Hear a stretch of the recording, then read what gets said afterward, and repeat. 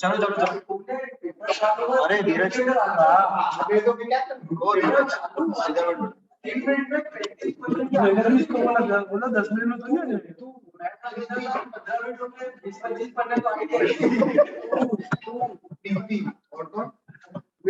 सामने बैठा है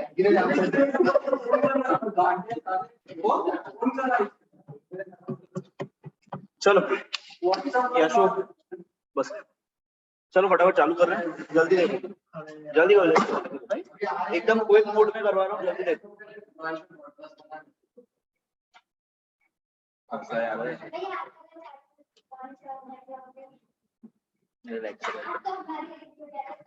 लेक्चर होता है उस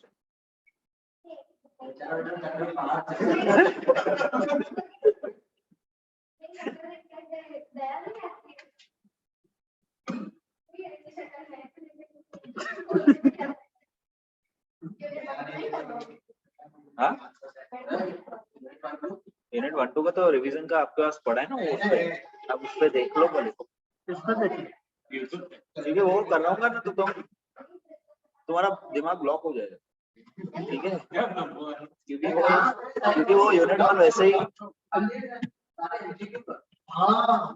आज जो करा रहा हूँ रैपिड फायर में करा रहा हूँ, फटाफट सबसे ज्यादा चलो चलो अभी फटाफट जल्दी मोटिवेशन चैप्टर से चालू कर रहा हूँ, इसमें कुछ एक्स्ट्रा भी है तो वो भी दिखाऊंगा। अरे ये तो आ गया था ना उसमें अच्छा यूनिट 3 में जल्दी दे, अरे इसमें कुछ एक्स्ट्रा भी है सुन जल्दी दे। अरे मैं समझा रहा हूँ, मैं समझा रहा हूँ, फटाफट अभी देखो। सबसे पहले भाई मोटिवेशन की हमको डेफिनेशन देखिए, मोटिवेशन क्या होता है भाई, मोटिवेशन क्या होता है, मोटिवेशन का मतलब किसी के अंदर से विलिंगनेस जगाना, उसकी विलिंगनेस जगाना कि वो खुद काम करे, हम उसको इंकरेज करेंगे कि वो अपने आप से काम करे, हम जबरदस्ती नहीं करें, ठीक है। तो मोटिवेशन क्या होता है, एक प्रोसेस होती है जिसके थ्रू हम क्या करते हैं, विलिंगनेस क्रिएट करते हैं ताकि वो ज्यादा अच्छे से काम करे, राइट। फिर दिए हमको उसकी प्रोसेस ऑफ मोटिवेशन, तो मोटिवेशन की प्रोसेस कैसे काम करती है भाई, उसके 3 लेवल होते हैं, 3 लेवल होते हैं। कौन से 3 लेवल, सबसे पहले भाई तुमको कोई नीड होनी चाहिए, तुमको कोई जरूरत होनी चाहिए, ठीक, हाँ तुमको कोई नीड होनी चाहिए, जरूरत होनी चाहिए, अगर जरूरत नहीं है तो मोटिवेट नहीं होता। तो पहली चीज है नीड। अब नीड तो है लेकिन उसका रास्ता नहीं दिख रहा है, तो हम तुमको रास्ता दिखा दे तो तुम मोटिवेट हो जाओ। सेकंड आता है ड्राइव, ड्राइव मतलब नीड विद डायरेक्शन, ड्राइव मतलब नीड विद डायरेक्शन। आपको किसी चीज की जरूरत है और वो जरूरत पूरी कैसे करनी है उसका आपको रास्ता दिखता है, और उस रास्ते के एंड पे पड़ा होता है आपका गिफ्ट, आपका इंसेंटिव जो आपकी जरूरत है, राइट। तो अभी तक आपको नीड है, सिर्फ जरूरत है, हमने आपकी जरूरत को पहचान के आपको रास्ता दिखाया, रास्ता अगर आप चल लोगे तो लास्ट में हम आपको इंसेंटिव दे देंगे, आप मोटिवेट हो जाओगे, बात खत्म हो, समझ गए। 3 लेवल, नीड, ड्राइव, इंसेंटिव। फटाफट देखो अभी आगे हमको, हाँ ये वाला इसमें से एमसीक्यू आ सकते हैं, सुन इसमें ना शॉर्टकट याद करो। 2 टाइप की मोटिवेशन की थियरी होती है, एक होती है कंटेंट, एक प्रोसेस। तो ऐसी आ सकती है, भाई नाम दिए होंगे आपको, पूछा होगा ये कौन सी है, प्रोसेस है या कंटेंट, तो याद रख लो खाली ब्रूम्स की थियरी जो है ना, ब्रूम की जो थियरी है ना, खाली वही प्रोसेस की है, उसके अलावा कोई भी नाम देखे मतलब कंटेंट, शॉर्टकट। ब्रूम की थियरी अकेली प्रोसेस थियरी, उसके अलावा कोई भी नाम देखे वो कंटेंट, क्योंकि ब्रूम नहीं, उसकी कंटेंट मैं बता दूं कैसे। ब्रूम ने ना प्रोसेस सिखाई कि मोटिवेट करते कैसे, जबकि बाकी सबने ये बताया कि भाई मोटिवेशन के लिए चाहिए क्या क्या, जैसे मैस्लो ने वो बताया कि नीड क्या क्या होती है, तो उसने ये बताया कि ये चीजें प्रोवाइड करो, कंटेंट प्रोवाइड करो तो मोटिवेट। उसने प्रोसेस नहीं समझा कि मोटिवेशन काम कैसे करे, खाली रूम ही ऐसा है जिसने प्रोसेस समझाई कि मोटिवेशन काम कैसे, ठीक है। तो रूम की अकेली थियरी प्रोसेस की थियरी, बाकी सारी थियरी कंटेंट, क्लियर। अब फटाफट देखो मैस्लो की थियरी, मैस्लो की थियरी तुमको आती है, फटाफट देखो 5 इसमें लेवल होते हैं। सबसे पहला लेवल होता है हमारा फिजियोलॉजिकल नीड्स, फिजियोलॉजिकल नीड्स मतलब बेसिक नीड्स, रोटी कपड़ा मकान ये चाहिए, उसके बिना तो चलेगा ही। सेकंड आता है आपका सेफ्टी नीड्स, सेफ्टी नीड्स बोले तो आपकी जॉब सिक्योर कर दे हमको, तो हो गया सेफ्टी नीड्स, आपकी लाइफ सिक्योर कर दे इंश्योरेंस देके, तो हो गया सेफ्टी नीड्स। तीसरा आता है भाई सेफ्टी भी हो गई, घर मकान भी मिल गया, सब कुछ मिल गया, अब आता है एस्टीम नीड्स, अब थोड़ी इज्जत चाहिए, अब थोड़ी इज्जत चाहिए। अब इज्जत 2 टाइप की, इंटरनल एक्सटर्नल। इंटरनल मतलब अंदर से आवाज आ रही है कि मेरी समाज में इज्जत है, मेरे को दूसरों का बिहेवियर देख ऐसा लग रहा है मेरी इज्जत है अंदर से। और एक्सटर्नल मतलब आपको कोई बाहर से इज्जत दे रहा है, लाइक आपके जो जहाँ पे काम करता है आपके ऑफिस में, आपके नेम टेग के आगे कुछ लगाया गया, डॉक्टर, पीएचडी, कुछ भी, ठीक है, हमने ऐसा नेम प्लेट लगाई है, तो क्या हो गया, एक्सटर्नली हम आपको इज्जत दे। तो दो टाइप से ईगो सेटिस्फाई होता है, फर्स्ट इंटरनली खुद को रियलाइज होता है, एंड सेकंड एक्सटर्नल। तीसरी नीड आती है, फोर्थ नीड आती है एस्टीम नीड्स। अरे यार तीसरी कहां, सॉरी तीसरी वाली मैं खा गया, भूख लगी थी खा गया। सुनो, तीसरी सोशल नीड्स। सबसे पहला था फिजियोलॉजिकल, रोटी कपड़ा मकान चाहिए। सेकंड, रोटी कपड़ा मकान सिक्योर चाहिए, that is security needs. Security मिल गई, उसके बाद होता है सोशल नीड्स, तो भाई घर में खाना बनाने वाली भी कोई चाहिए, ठीक है, घर में जाऊं तो कोई बात करने वाली भी चाहिए, that is social needs. Affiliation, affiliation भी पूरा हो गया तो अभी चाहिए ईगो। घर में जितना चाहिए था वो सब कुछ मिल गया, अब बाहर से इज्जत चाहिए, ठीक है। उसके दो टाइप मैंने समझा, इंटरनल खुद के अंदर से आवाज आती है, एक्सटर्नल बाहर वाले तुमको इज्जत। लास्ट नीड आती है सेल्फ एक्चुअलाइजेशन, सबसे हाई लेवल की नीड। तुमको अंदर से ऐसा लग रहा है कि मैं वही काम कर रहा हूँ जिसके लिए मैं पैदा हूँ, ठीक है, क्लियर। 5 टाइप की नीड्स होती है, 5 टाइप की नीड्स होती है, फटाफट इन 5 में से एमसीक्यू लगे ऐसा आ सकता है, अभी 5 नीड्स में से पहली 3 जो होती है वो लोअर लेवल की नीड्स होती है, और बाकी लास्ट वाली जो दोनों है वो हाई लेवल नीड्स होती है, ठीक है। और ये सारी की सारी नीड्स है ना इंटरडिपेंडेंट, एक खत्म होगा बाद में दूसरा चल, क्लियर। उसके बाद है भाई सेकंड हमारा Herzberg's 2 factor theory of motivation. Herzberg 2 factors theory of motivation का मतलब हर्ट्जबर्ग ने बोला, और हर्ट्जबर्ग ने ना ऐसे ही नहीं बोला, उसने 200 इंजीनियर पे पहले रिसर्च कंडक्ट की थी, और उसके बेस पे उसने हमको बताया कि भाई काम करने की जगह पे ना 2 टाइप के फैक्टर्स हो, काम करने की जगह पे 2 टाइप के फैक्टर्स। एक फैक्टर वो होते हैं जो हो तो बहुत खुशी नहीं देते, जो हो तो बहुत खुशी नहीं देते, लेकिन नहीं हो तो डिससेटिस्फाई कर देते, उसको हम बोलते हैं डिससेटिस्फाई, ठीक है। एक वो फैक्टर्स होते हैं जिनके होने से हम नाचेंगे नहीं, लेकिन नहीं होंगे तो रोएंगे सब, तो वो होते हैं डिससेटिस्फाई। और दूसरे होते हैं हमारे चालू करता हूँ, 1 मिनट सुनो। और दूसरे होते हैं हमारे जिनके होने से हम नाचेंगे, जिनके होने से हम खुश हों, दैट इज सेटिस्फाई, ठीक है। 2 टाइप होते हैं, सेटिस्फायर, डिससेटिस्फायर, दोनों का मतलब पता चल गया, एमसीक्यू आ सकता, ठीक है। इसमें केस स्टडी भी आ सकती है, केस स्टडी मतलब एग्जांपल दिया होगा यार कि ये चीज बताओ, ये सेटिस्फायर हुई है डिससेटिस्फायर, पहचान लो, देखो अंदर दिया ही हो ना, सारी चीजें लिखी हुई है। जैसे सेटिस्फायर क्या हो सकता है, आपको प्रमोशन देना, उससे तो खुश होगे ना, ऐसी चीज है ना, इमेजिन करके देखो क्या इस चीज से मैं खुश होऊंगा, तो सेटिस्फायर है। वो चीज से खुश नहीं होगा लेकिन नहीं होगी तो डिससेटिस्फाई जरूर होगा, तो डिससेटिस्फाई, समझ में।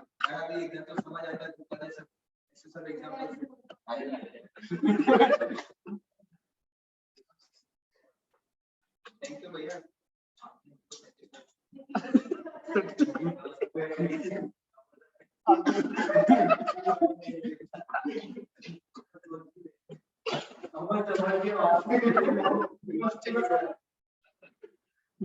तेरा ऐसा दिमाग है तो काम का नहीं बेचते।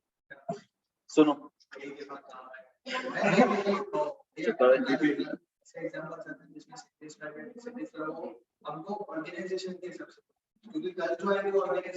हाँ, तो ऑर्गेनाइजेशन के हिसाब से भाई ऑर्गेनाइजेशन का ना पंखा होना कंपलसरी है ना, बड़ी बहुत बड़ी ऑर्गेनाइजेशन लंबी तो लिफ्ट होना कंपलसरी, वो होनी ही चाहिए, ठीक है। ऑर्गेनाइजेशन के अंदर बेसिक फैसिलिटीज कैंटीन वैंटीन 250 से ज्यादा लोगों को कैंटीन होना जरूरी कंपलसरी, ठीक है। तो ये सारे क्या हो गए डिससेटिस्फाई, ये नहीं होंगे तो डिससेटिस्फेक्शन। बहुत दूर गांव में फैक्ट्री है लेकिन काम करने वाले शहर में से आते, ये शहर में फैक्ट्री है काम करने वाले गांव से आते, तो उनके लिए बस की सर्विस होना डिससेटिस्फाई, डिससेटिस्फाई मतलब अगर नहीं होगी तो डिससेटिस्फाई, ठीक है। लेकिन आप प्रमोशन दे रहे हैं, आपको ग्रोथ दे रहे हैं, आपको रिकॉग्निशन दे रहे हैं, ये सारी चीजें ऐसी हैं जिससे हम खुश हो, तो ये सेटिस्फाई, क्लियर। प्रमोशन भी दे रहे हैं, साथ में ट्रांसफर भी दे रहे हैं, तो डिससेटिस्फाई है, ये सेटिस्फायर ही है, पर ट्रांसफर भले दे रहे हैं लेकिन प्रमोशन तो दे ही रहे हैं, और ट्रांसफर इसके लिए प्रमोशन के साथ इसके लिए देते हैं जब ट्रांसफर के साथ प्रमोशन हमेशा इसके लिए ही देते हैं ताकि आप खुश होके जाओ, दुखी ना, ठीक है। फटाफट सुनो, डिससेटिस्फायर के दूसरे नाम क्या है वो इंपॉर्टेंट एमसीक्यू के लिए। डिससेटिस्फायर को हम हाइजीन फैक्टर्स भी बोलते हैं, क्या हाइजीन मेंटेन करने के लिए हमको ये चाहिए, मेंटेनेंस फैक्टर्स भी बोलते हैं कि हमको मेंटेन करके रखो, ये हमको अपर लेवल पे नहीं लेके जाएंगे लेकिन मेंटेन करके जरूर, ठीक है। और हमारे जो सेटिस्फायर है उनको मोटिवेशनल फैक्टर्स बोले जाते हैं, वो सीधी बात है, हमको मोटिवेट कर, खुश कर, क्लियर। फटाफट देखो इसमें से भाई जैसे एग्जांपल चाहिए ना हमको, तो ये हमको टेबल दिया ही हुआ है, सीधा टेबल पढ़ेंगे हमको सारे एग्जांपल मिलते हैं, हाइजीन और मोटिवेशन, ठीक है। फिर देखो अब रूम्स थियरी मैंने पहले नहीं कर रहा लेकिन वो है, कोर्स में है, पीओएम में नहीं थी, पीओएम में नहीं थी तो इसके लिए उस टाइम पे नहीं करवाई थी, लेकिन ये है। और इसने बहुत प्रोसेस समझी, बहुत मस्ती है समझो। ये बोलता है भाई एक्चुअली में इसने 2 चीजें लिखी हैं, टोटल 3 चीजें होती हैं, क्या क्या है सुनो। एक होता है वैलियंस, दूसरा होता है एक्सपेक्टेंसी, तीसरा होता है इंस्ट्रूमेंटली। तो एग्जांपल्स के लिए कि कौन से मोटिवेटर्स है, कौन से डिससैटिस्फायर्स। एक होता है वैलियंस, एक होता है इंस्ट्रूमेंटलिटी, और तीसरा होता है हमारा एक्सपेक्टेंस। क्या है सुनो, वैलियंस का मतलब आपको, वैलियंस का मतलब आपको किसी चीज को पाने की तमन्ना कितनी स्ट्रांग है। वैलियंस का मतलब आपको कोई चीज कितनी तेजी से, कितनी स्ट्रांगली आपको चाहिए ही चाहिए, कितनी नीड है उसकी। ठीक है, ये जितनी ज्यादा होगी, ये जितनी ज्यादा होगी उतना मेरे को तुमको मोटिवेट करने का स्कोप ज्यादा, और ये जितनी कम होगी उतना तुम कम मोटिवेट। समझ गए? वैलियंस पता चला क्या होता है भाई? ये होता है स्ट्रेंथ, हमको कोई चीज कितनी चाहिए उसकी स्ट्रेंथ, हमको डिजायर कितनी, कितनी तमन्ना। क्लियर? अब दूसरी 2 चीजें हैं जो एक्सपेक्टेंसी और इंस्ट्रूमेंटलिटी, ये दोनों एक्चुअली में एक्सपेक्टेशंस, लेकिन दोनों में डिफरेंस क्या है वो समझो। एक्सपेक्टेंसी दूसरों से होती है, एक्सपेक्टेंसी दूसरों से होती है, इंस्ट्रूमेंटलिटी खुद से होती है। अरे दिपेश नई थियरी चलाओ बेटा, समझा वैलियंस क्या होता है? रूम की थियरी में 3 चीजें होती हैं। पहला होता है वैलियंस, वो समझाता है कि भाई तुमको किसी चीज की कितनी नीड है, डिपेंड करता है कि मोटिवेट आप कितना हो, जितनी ज्यादा नीड उतना ज्यादा मोटिवेट। ठीक है। दूसरे होते हैं हमारा एक्सपेक्टेंसी और इंस्ट्रूमेंटली, ये दोनों एक्चुअली में एक्सपेक्टेशन है, लेकिन दोनों अलग अलग। कैसे? एक्सपेक्टेंसी दूसरों से एक्सपेक्टेशन है, और इंस्ट्रूमेंटलिटी खुद से एक्सपेक्टेशन। ये क्या बोल रहा हूँ मैं समझ। पापा पापा बोले कि भाई तू, आप मेरे को एग्जाम में 90+ मार्क्स लाके दे। पापा बोल रहे हैं 90+ मार्क्स लाके दिखाओ, पापा बोल रहे हैं 90+ मार्क्स लाके दिखाओ, अगर आप ऐसा करके दिखाओ हम आपको बुलेट लेके। तो ये जो बुलेट लेके दे रहे हैं ना, ये जो बुलेट है ना, पहले तो वैलियंस होना चाहिए कि मेरे को नीड है उस चीज। अगर मेरे को बुलेट चाहिए ही नहीं, मैं मोटिवेट होऊंगा ही नहीं, फॉर एग्जाम्पल, है ना। तो बुलेट चाहिए अगर, तो आपका वैलियंस पॉजिटिव में, अगर बुलेट चाहिए तो वैलियंस पॉजिटिव, तो मैं काम करने के लिए रेडी। अब 2 चीजें हैं, इंस्ट्रूमेंटलिटी और एक्सपेक्टेंसी। इंस्ट्रूमेंटलिटी मतलब अभी आप 33 पे, 33 पासिंग मार्क्स आते, 33 35 मार्क्स आते, तो पापा ने बोला है 90+ मार्क्स लाने, आपकी इंस्ट्रूमेंटलिटी 0। आपको अपने आप से एक्सपेक्ट, आपको पता है ये नहीं हो सकता, ये नहीं होता है, तो इंस्ट्रूमेंटलिटी हमारी 0, हमारी खुद से एक्सपेक्टेशन 0, लेकिन हम 70 मार्क्स, तो अब लग रहा है शायद हाँ थोड़ी मेहनत कर लूं तो मेरी इंस्ट्रूमेंटलिटी पॉजिटिव है, शायद मैं कर लूं, ये खुद से एक्सपेक्टेंसी पॉजिटिव। ठीक है। और एक्सपेक्टेंसी क्या है? एक्सपेक्टेंसी क्या है? पहले ना ऐसा बहुत बार हुआ है, पापा बोलते हैं ऐसा करके दिखा, ये दिला दूं, कभी दिलाया ही, तो मेरी एक्सपेक्टेंसी पापा से 0 है। मेरे को पता है मैं कितना भी कर लूं, मैं 90+ मार्क्स ला भी दूं, पापा नहीं देना, झूठ बोल रहे हैं, खाली पहला, तो मैं कहा नहीं। मतलब ये तीनों चीजें, ये तीनों चीजें पॉजिटिव में चाहिए। पहले नीड होनी चाहिए उस चीज की पॉजिटिव, जबरदस्त। सेकंड, इंस्ट्रूमेंटलिटी खुद से एक्सपेक्टेशन होनी चाहिए कि हमें वो कर लूं। तीसरी चीज, जो हमको ऑफर कर रहा है ना, उसके ऑफर में हमको दम दिखना चाहिए, हमको भरोसा होना चाहिए कि वो ऑफर को जरूर पूरा करे। अगर ये तीनों चीजें पॉजिटिव है तो काम हो पाएगा, 3 में से एक भी नेगेटिव गया तो काम नहीं। समझ गए? थियरी समझ आई है क्या? इसने प्रोसेस समझे कि मोटिवेशन मिलता कैसे। सबसे पहले आपकी नीड होनी चाहिए, नीड के बाद आपको खुद पे भरोसा होना चाहिए कि हाँ ये चीज हो सकती है, और तीसरी चीज सामने वाले पे भरोसा होना चाहिए कि उसने जो इंसेंटिव दिखाया है वो इंसेंटिव सच में दे, वो इंसेंटिव सच में दे। समझ आई रूम की थियरी? तीनों वर्ड क्लियर हो गए? वैलियंस, एक्सपेक्टेंसी और इंस्ट्रूमेंटलिटी नीचे दिया हो। ये वैलियंस, ये इंस्ट्रूमेंटलिटी और ये एक्सपेक्टेंसी। डायग्राम वो फालतू है, उसको समझने की कोई जरूरत नहीं, एमसीक्यू में नहीं आएगा और ना ही उसको जरूरत है। रियल लाइफ में तो रियल लाइफ में क्या रियल लाइफ में लगती है अभी, लगती है ना, तेरे को नीड ही नहीं हो, मैंने बोला ना, पापा देखो बोले तू 90+ मार्क्स ला, इसमें साला का this change difficult to apply real life में अप्लाई करना मुश्किल है, क्योंकि ये साइकोलॉजी से जुड़ा हुआ। तो साइकोलॉजी को इतना ज्यादा समझ के कि तेरे को क्या नीड है, फिर इंस्ट्रूमेंटलिटी डेवलप करना वो मुश्किल है, लेकिन वर्क जरूर कर। देखो सीधा सीधा पापा बोले कि भाई 90+ मार्क्स ला, डोसा खिला के आऊंगा, बैलेंस 0 है, बैलेंस 0 है, बैलेंस 0 हो गया, नीड है ही नहीं, तो मैं काम ही नहीं करूंगा। समझ गए? चल, रूम की थियरी खत्म हुई, लेकिन 3 थियरी समझाइए भाई। मैस्लो की थियरी समझे, ठीक है। दूसरा हमारा हर्ट्जबर्ग की 2 फैक्टर थियरी समझे, तीसरी ब्रूम की थ्योरी। खाली ये 3 नहीं है और भी, ये हमको पैम्पलेट में नहीं दी हुई है, उसका मैं फोटो शेयर कर दूंगा आपके साथ।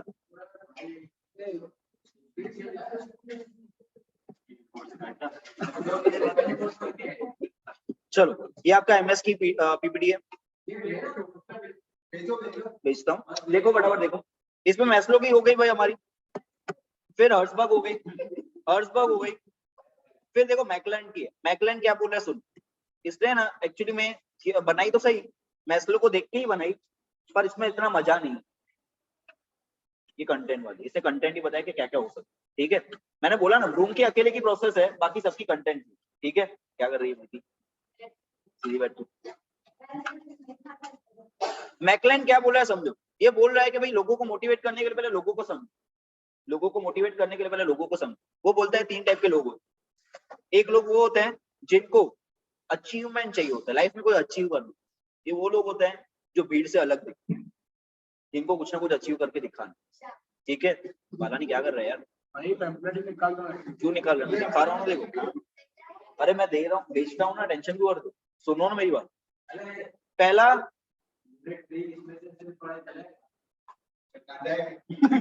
इसमें डिटेल नहीं दी, खाली मोटी शेयर ही नहीं दी। अरे सुनने, टाइम वेस्ट नहीं करो प्लीज। यशु सुन, मैकलैंड बोलता है, मैकलैंड बोलता है 3 टाइप के लोग होते हैं, 3 टाइप के लोगों को पहचानो, उसकी नीड उसके हिसाब से उनको दे दो तो वह मोटिवेट हो।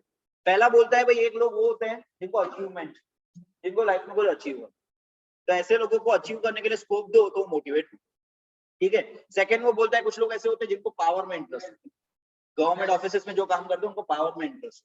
ठीक है, उनको चाहिए होता है कि मेरे अंडर वाले सारे लोग मेरे कंट्रोल में रहने चाहिए, तो भाई उनको पावर दो तो मोटिवेट होंगे। और तीसरा बोलता है कि भाई ये कुछ लोग ऐसे होते हैं जिनको एफिलिएशन, वो बहुत ऐसे दिल वाले लोग होते हैं, पंजाबी जैसे होते हैं, तो भाई वो मिलजुल के रहना, दोस्तों के बीच में रहना, ऐसे फैमिली जैसे, मेरे ऑर्गेनाइजेशन मेरी फैमिली जैसी है, वैसे में उनको काम करने में मजा आता है, तो उनको वैसे ही नहीं, वैसे उनको चीजें प्रोवाइड। तो 3 टाइप के लोग ये बता रहे हैं, एक होता है भाई अचीवमेंट वाले, उनको अचीव करने के लिए स्कोप। सेकंड बोल रहा है पावर वाले, उनको पावर। तीसरा बोल रहा है ये अफिलिएशन वाले, तो उनको ऐसे वातावरण में रखो, एनवायरनमेंट में रखो जिसमें उनको हिला मिला हुआ काम करने में मजा। समझ गए, मैकलैंड की थियरी समझ आई। इसने भी एक्चुअली कंटेंट ही बताया कि 3 टाइप के कंटेंट हो, या तो अचीवमेंट का स्कोप देना है, या तो पावर देना है, या तो एफिलिएशन की नीड को। क्लियर, डन, ये 3 चीजें ये बोल। ठीक है, एक्चुअली फालतू थियरी है, ऐसा हो सके, इससे मैस्लो वाली थियरी अच्छी आएगी, कोर्स में आएगी। फिर अल्ट्राफर्स की थियरी दी है, ये थियरी ना हमारा जो मैस्लो की थियरी, कॉपी थियरी, उसकी बिल्कुल कॉपी की है, खाली थोड़ा सा मॉडिफिकेशन, नाम मॉडिफाइबल। 5 नीड थे उसमें मैस्लो में, उसने उसी 5 को 2-2 का ग्रुप बनाया, पहले दोनों का 2-2 का ग्रुप बना के 2 अलग नाम दिए और तीसरा एक नाम दिया। वही सारे फैक्टर्स कंसिडर किए इसने, खाली नाम चेंज कर। नाम क्या रखे फटाफट देखो। सबसे पहले ये बोलता है 3 टाइप के चीजें आप प्रोवाइड करके, 3 टाइप की नीड होती है लोगों की, वो पूरी करके आप मोटिवेट कर सकते। पहली नीड बोल रहा है वो एग्जिस्टेंस नीड। एग्जिस्टेंस नीड्स के अंदर उसने क्या दिया है, देखो क्लियरली लिखा ही हुआ, ये मास्लो की फिजियोलॉजिकल और सेफ्टी नीड्स को कंप्राइज कर। इसने अपने पहले कैटेगरी के अंदर, एग्जिस्टेंट नीड्स के अंदर, ये दोनों चीजों को कंबाइन कर दिया। मैस्लो ने जो 2 अलग पॉइंट पे दिए थे कि पहला फिजियोलॉजिकल होता है, दूसरा हमारा सेफ्टी नीड्स होता है, इसने उस दोनों को कंबाइन करके एक ही नीड का नाम दे दिया, एग्जिस्टेंस नीड। आपको एग्जिस्ट करने के लिए ये दोनों चीजों की जरूरत पड़ती है। ठीक है, फिर हमारे वहां पे 2 थे, एक था सोशल वाला और एक था हमारा ईगो वाला। इसने उन दोनों को कंबाइन करके रिलेटेड नेट की अपनी नाम दी, रिलेटेडनेस नीड्स। वही दोनों चीजों को कंबाइन करके इसने अपना नया। तीसरा था हमारे यहाँ पे सेल्फ एक्चुअलाइजेशन, इसने नाम दिया है ग्रोथ। ग्रोथ चाहिए, काम मिलना चाहिए अच्छा जिसमें उसको मजा है। समझ गए, तो ये अल्ट्राफर जो है एक्चुअली में इसने मैस्लो की टोटल कॉपी की है, खाली नाम ही चेंज कर, बाकी कुछ भी नहीं। मैस्लो ने 5 दिए थे, इसने 5 को कंबाइन करके 3 बनाए। समझ गए, क्लियर है, बिल्कुल कॉपी थियरी थी। डन, क्लियर है, इनको एक्स्ट्रा नहीं। अच्छा थियरी, 2 थियरी है, बाकी है ये रूम वाली जो मैंने समझा दी अभी। डन, चलो यहाँ पे हमारा मोटिवेशन वाला चैप्टर खत्म है। मोटिवेशन में इतना ही था, पहले प्रोसेस समझ थी मोटिवेशन की, प्रोसेस क्या है, नीड, ड्राइव और इंसेंटिव, और लास्ट में हमको समझाया उसकी अलग अलग थियरी है। मोटिवेशन क्लियर है, जल्दी जल्दी। उसके बाद भाई तुम्हारा चैप्टर है यूनिट 3 के अंदर ट्रेनिंग, अत ही फालतू चैप्टर। इसमें जो इम्पोर्टेंट है खाली उतना बता रहा हूँ, सुन फटाफट। हमको पहले डिफरेंस दिया और डिफरेंस इम्पोर्टेंट, 3 चीजों के बीच में डिफरेंस दिया, training, management development, organizational development. फटाफट सुन लो। ट्रेनिंग किसके लिए होता है? बॉटम लेवल पे, लोअर लेवल के जो वर्कर्स होते हैं उनके लिए, उनको उनका काम सिखाने के लिए ट्रेनिंग दी जाती है। मैनेजमेंट डेवलपमेंट, मैनेजर्स को डेवलप करने के, डिसीजन कैसे लेने के, कम्युनिकेशन कैसे करने का, वो सारी। ऑर्गेनाइजेशनल डेवलपमेंट पूरी ऑर्गेनाइजेशन का नक्शा चेंज करना, उनका बिहेवियर चेंज करने, उनकी वैल्यूज, उनका एटीट्यूड, सोचने का तरीका चेंज करना, वो पूरे ऑर्गेनाइजेशन पे लाना। समझ गए? इतना क्लियर है? बड़ा और पॉइंट है। सबसे पहले कंटेंट दिया है। ट्रेनिंग के अंदर क्या दिया जाता है भाई? जो छोटे लेवल के वर्कर्स है ना, उनको टेक्नोलॉजी सिखाई जाती है, काम कैसे करना, प्रोडक्शन होता कैसे, उनको सिखाया जाता है। सेकंड होता है मैनेजमेंट डेवलपमेंट, उनको मैनेजरियल स्किल्स, मैनेजर अच्छा कैसे बनते हैं वो सिखाया जाता है। तीसरा आता है ऑर्गेनाइजेशनल डेवलपमेंट, उसमें उनको बिहेवियर चेंज किया, एटीट्यूड, सोचने का तरीका, ये सब। ठीक है? फिर है भाई पर्पस। ट्रेनिंग का पर्पस है तुमको तुम्हारा काम सिखाना, स्पेसिफिक जॉब रिलेटेड, तुम्हारा जो काम है तुमको तुम्हारा काम सिखाए। मैनेजमेंट डेवलपमेंट का पर्पस है, हम चाहते हैं कि तुम डिसीजन लेना सीखो, तुम इंटरपर्सनल कम्युनिकेशन कैसे करते हो वो सारी चीजें सीखो। ऑर्गेनाइजेशनल डेवलपमेंट का पर्पस है कि वो चाहता है कि पूरी ऑर्गेनाइजेशन के अंदर जितने भी लोग काम कर रहे हैं उन सबके बीच का रिलेशनशिप, सब एक दूसरे को पॉजिटिव नजर से देखे, पॉजिटिव नजर से वो काम पे आए, ये सारी चीजें वो डेवलप। तीसरा पॉइंट दिया हुआ ड्यूरेशन। ट्रेनिंग सीधी बात है, कोई काम सिखाना भाई थोड़ा टाइम लगेगा, 3-4 महीने लगेंगे ज्यादा, उससे क्या, तो शॉर्ट टर्म होते हैं। मैनेजमेंट डेवलपमेंट, मैनेजर को डिसीजन लेना सिखाना, ये थोड़ी अच्छी स्किल, तो इसमें साल, 1.5 साल, 2 साल इतना टाइम लग जाता है। ठीक है? और ऑर्गेनाइजेशनल डेवलपमेंट, वो तो पूरे ऑर्गेनाइजेशन के लिए, पूरे ऑर्गेनाइजेशन को चेंज करना है, तो सीधी बात है उसमें तो अच्छा खासा टाइम लगेगा, लॉन्ग टर्म। क्लियर? फिर भाई दिया है फॉर होम। ट्रेनिंग किसके लिए होता है तुमको बता चुका हूँ, लोअर लेवल वर्कर्स, उनको सिखाया जाता है उनका काम। मैनेजर को भी सिखाया जाता है लेकिन उसको सिर्फ बेसिक सिखाया जाएगा, मशीन चालू कैसे होती है, बंद कैसे।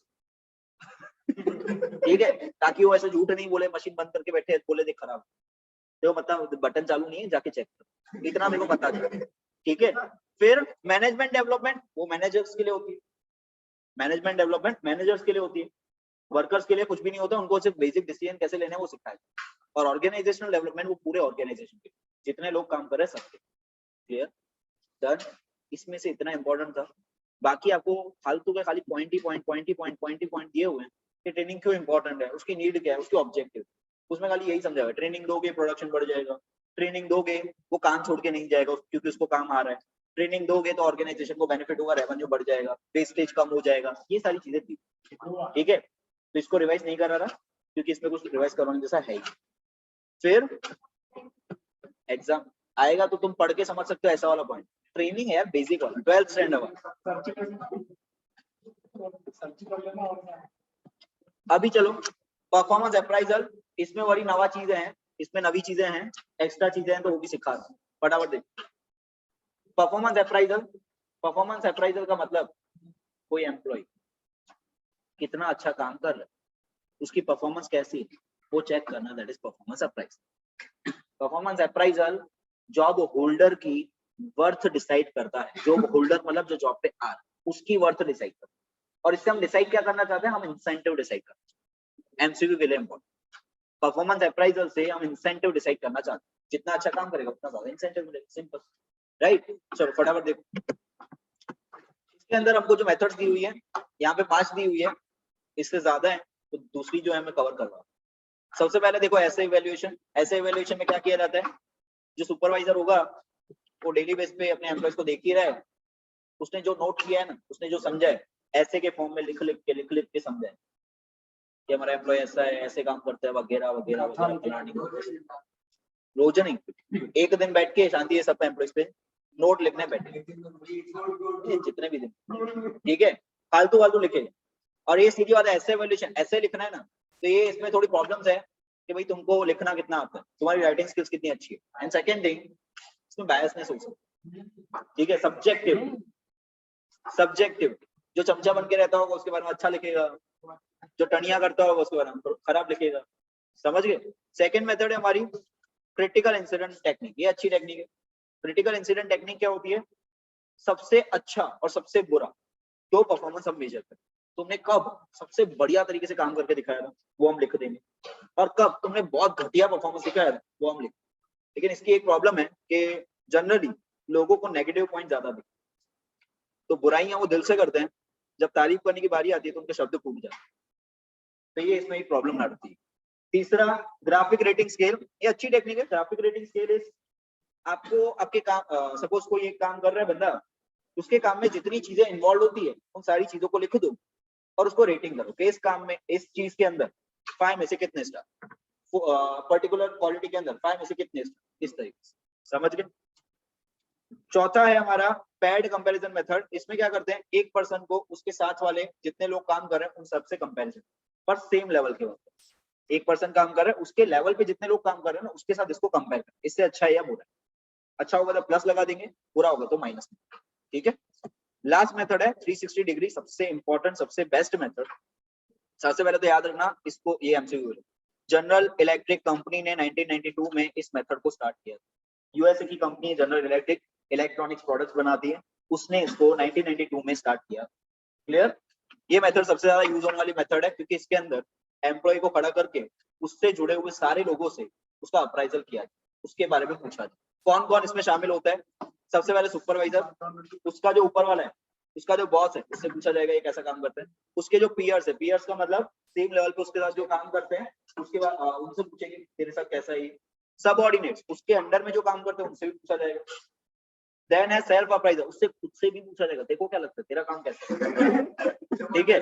और लास्ट सबसे इंपॉर्टेंट पर्सन, कस्टमर, जिसके साथ वो डील करता है, उनसे भी पूछा जाएगा तुम्हारे साथ ये कैसे डील करता है। कस्टमर की डेटा होती है ना आजकल, कहीं पे भी खरीदने जाते हो नंबर लिखवाई देते, जैसे जोमेटो पे ऑर्डर करोगे तो नहीं आता है, मैं जो डिलीवरी बॉय था उसको रेट करूं, उस हिसाब से ये डेटा मंगाई जाती है। और लास्ट है, कई बार कंसल्टेंट को भी बुलाया जाता है कि भाई हमको नहीं समझ पड़ रही है, तो कंसल्टेंट को बुलाया जाएगा, थोड़े दिन बिठाया जाएगा, देख तू इसका काम, और उसके बेस पे तू बता देखो क्या लग रहा है इसका काम कैसे। क्लियर? इतने सारे लोगों से इनका अप्राइजल किया जाता है। क्लियर? ये 5 मेथड हुई परफॉर्मेंस अप्राइजल। ये 5 मेथड हुई परफॉर्मेंस अप्राइजल की। खाली 5 नहीं है, खाली 5 नहीं, और भी मेथड्स है, बराबर देख।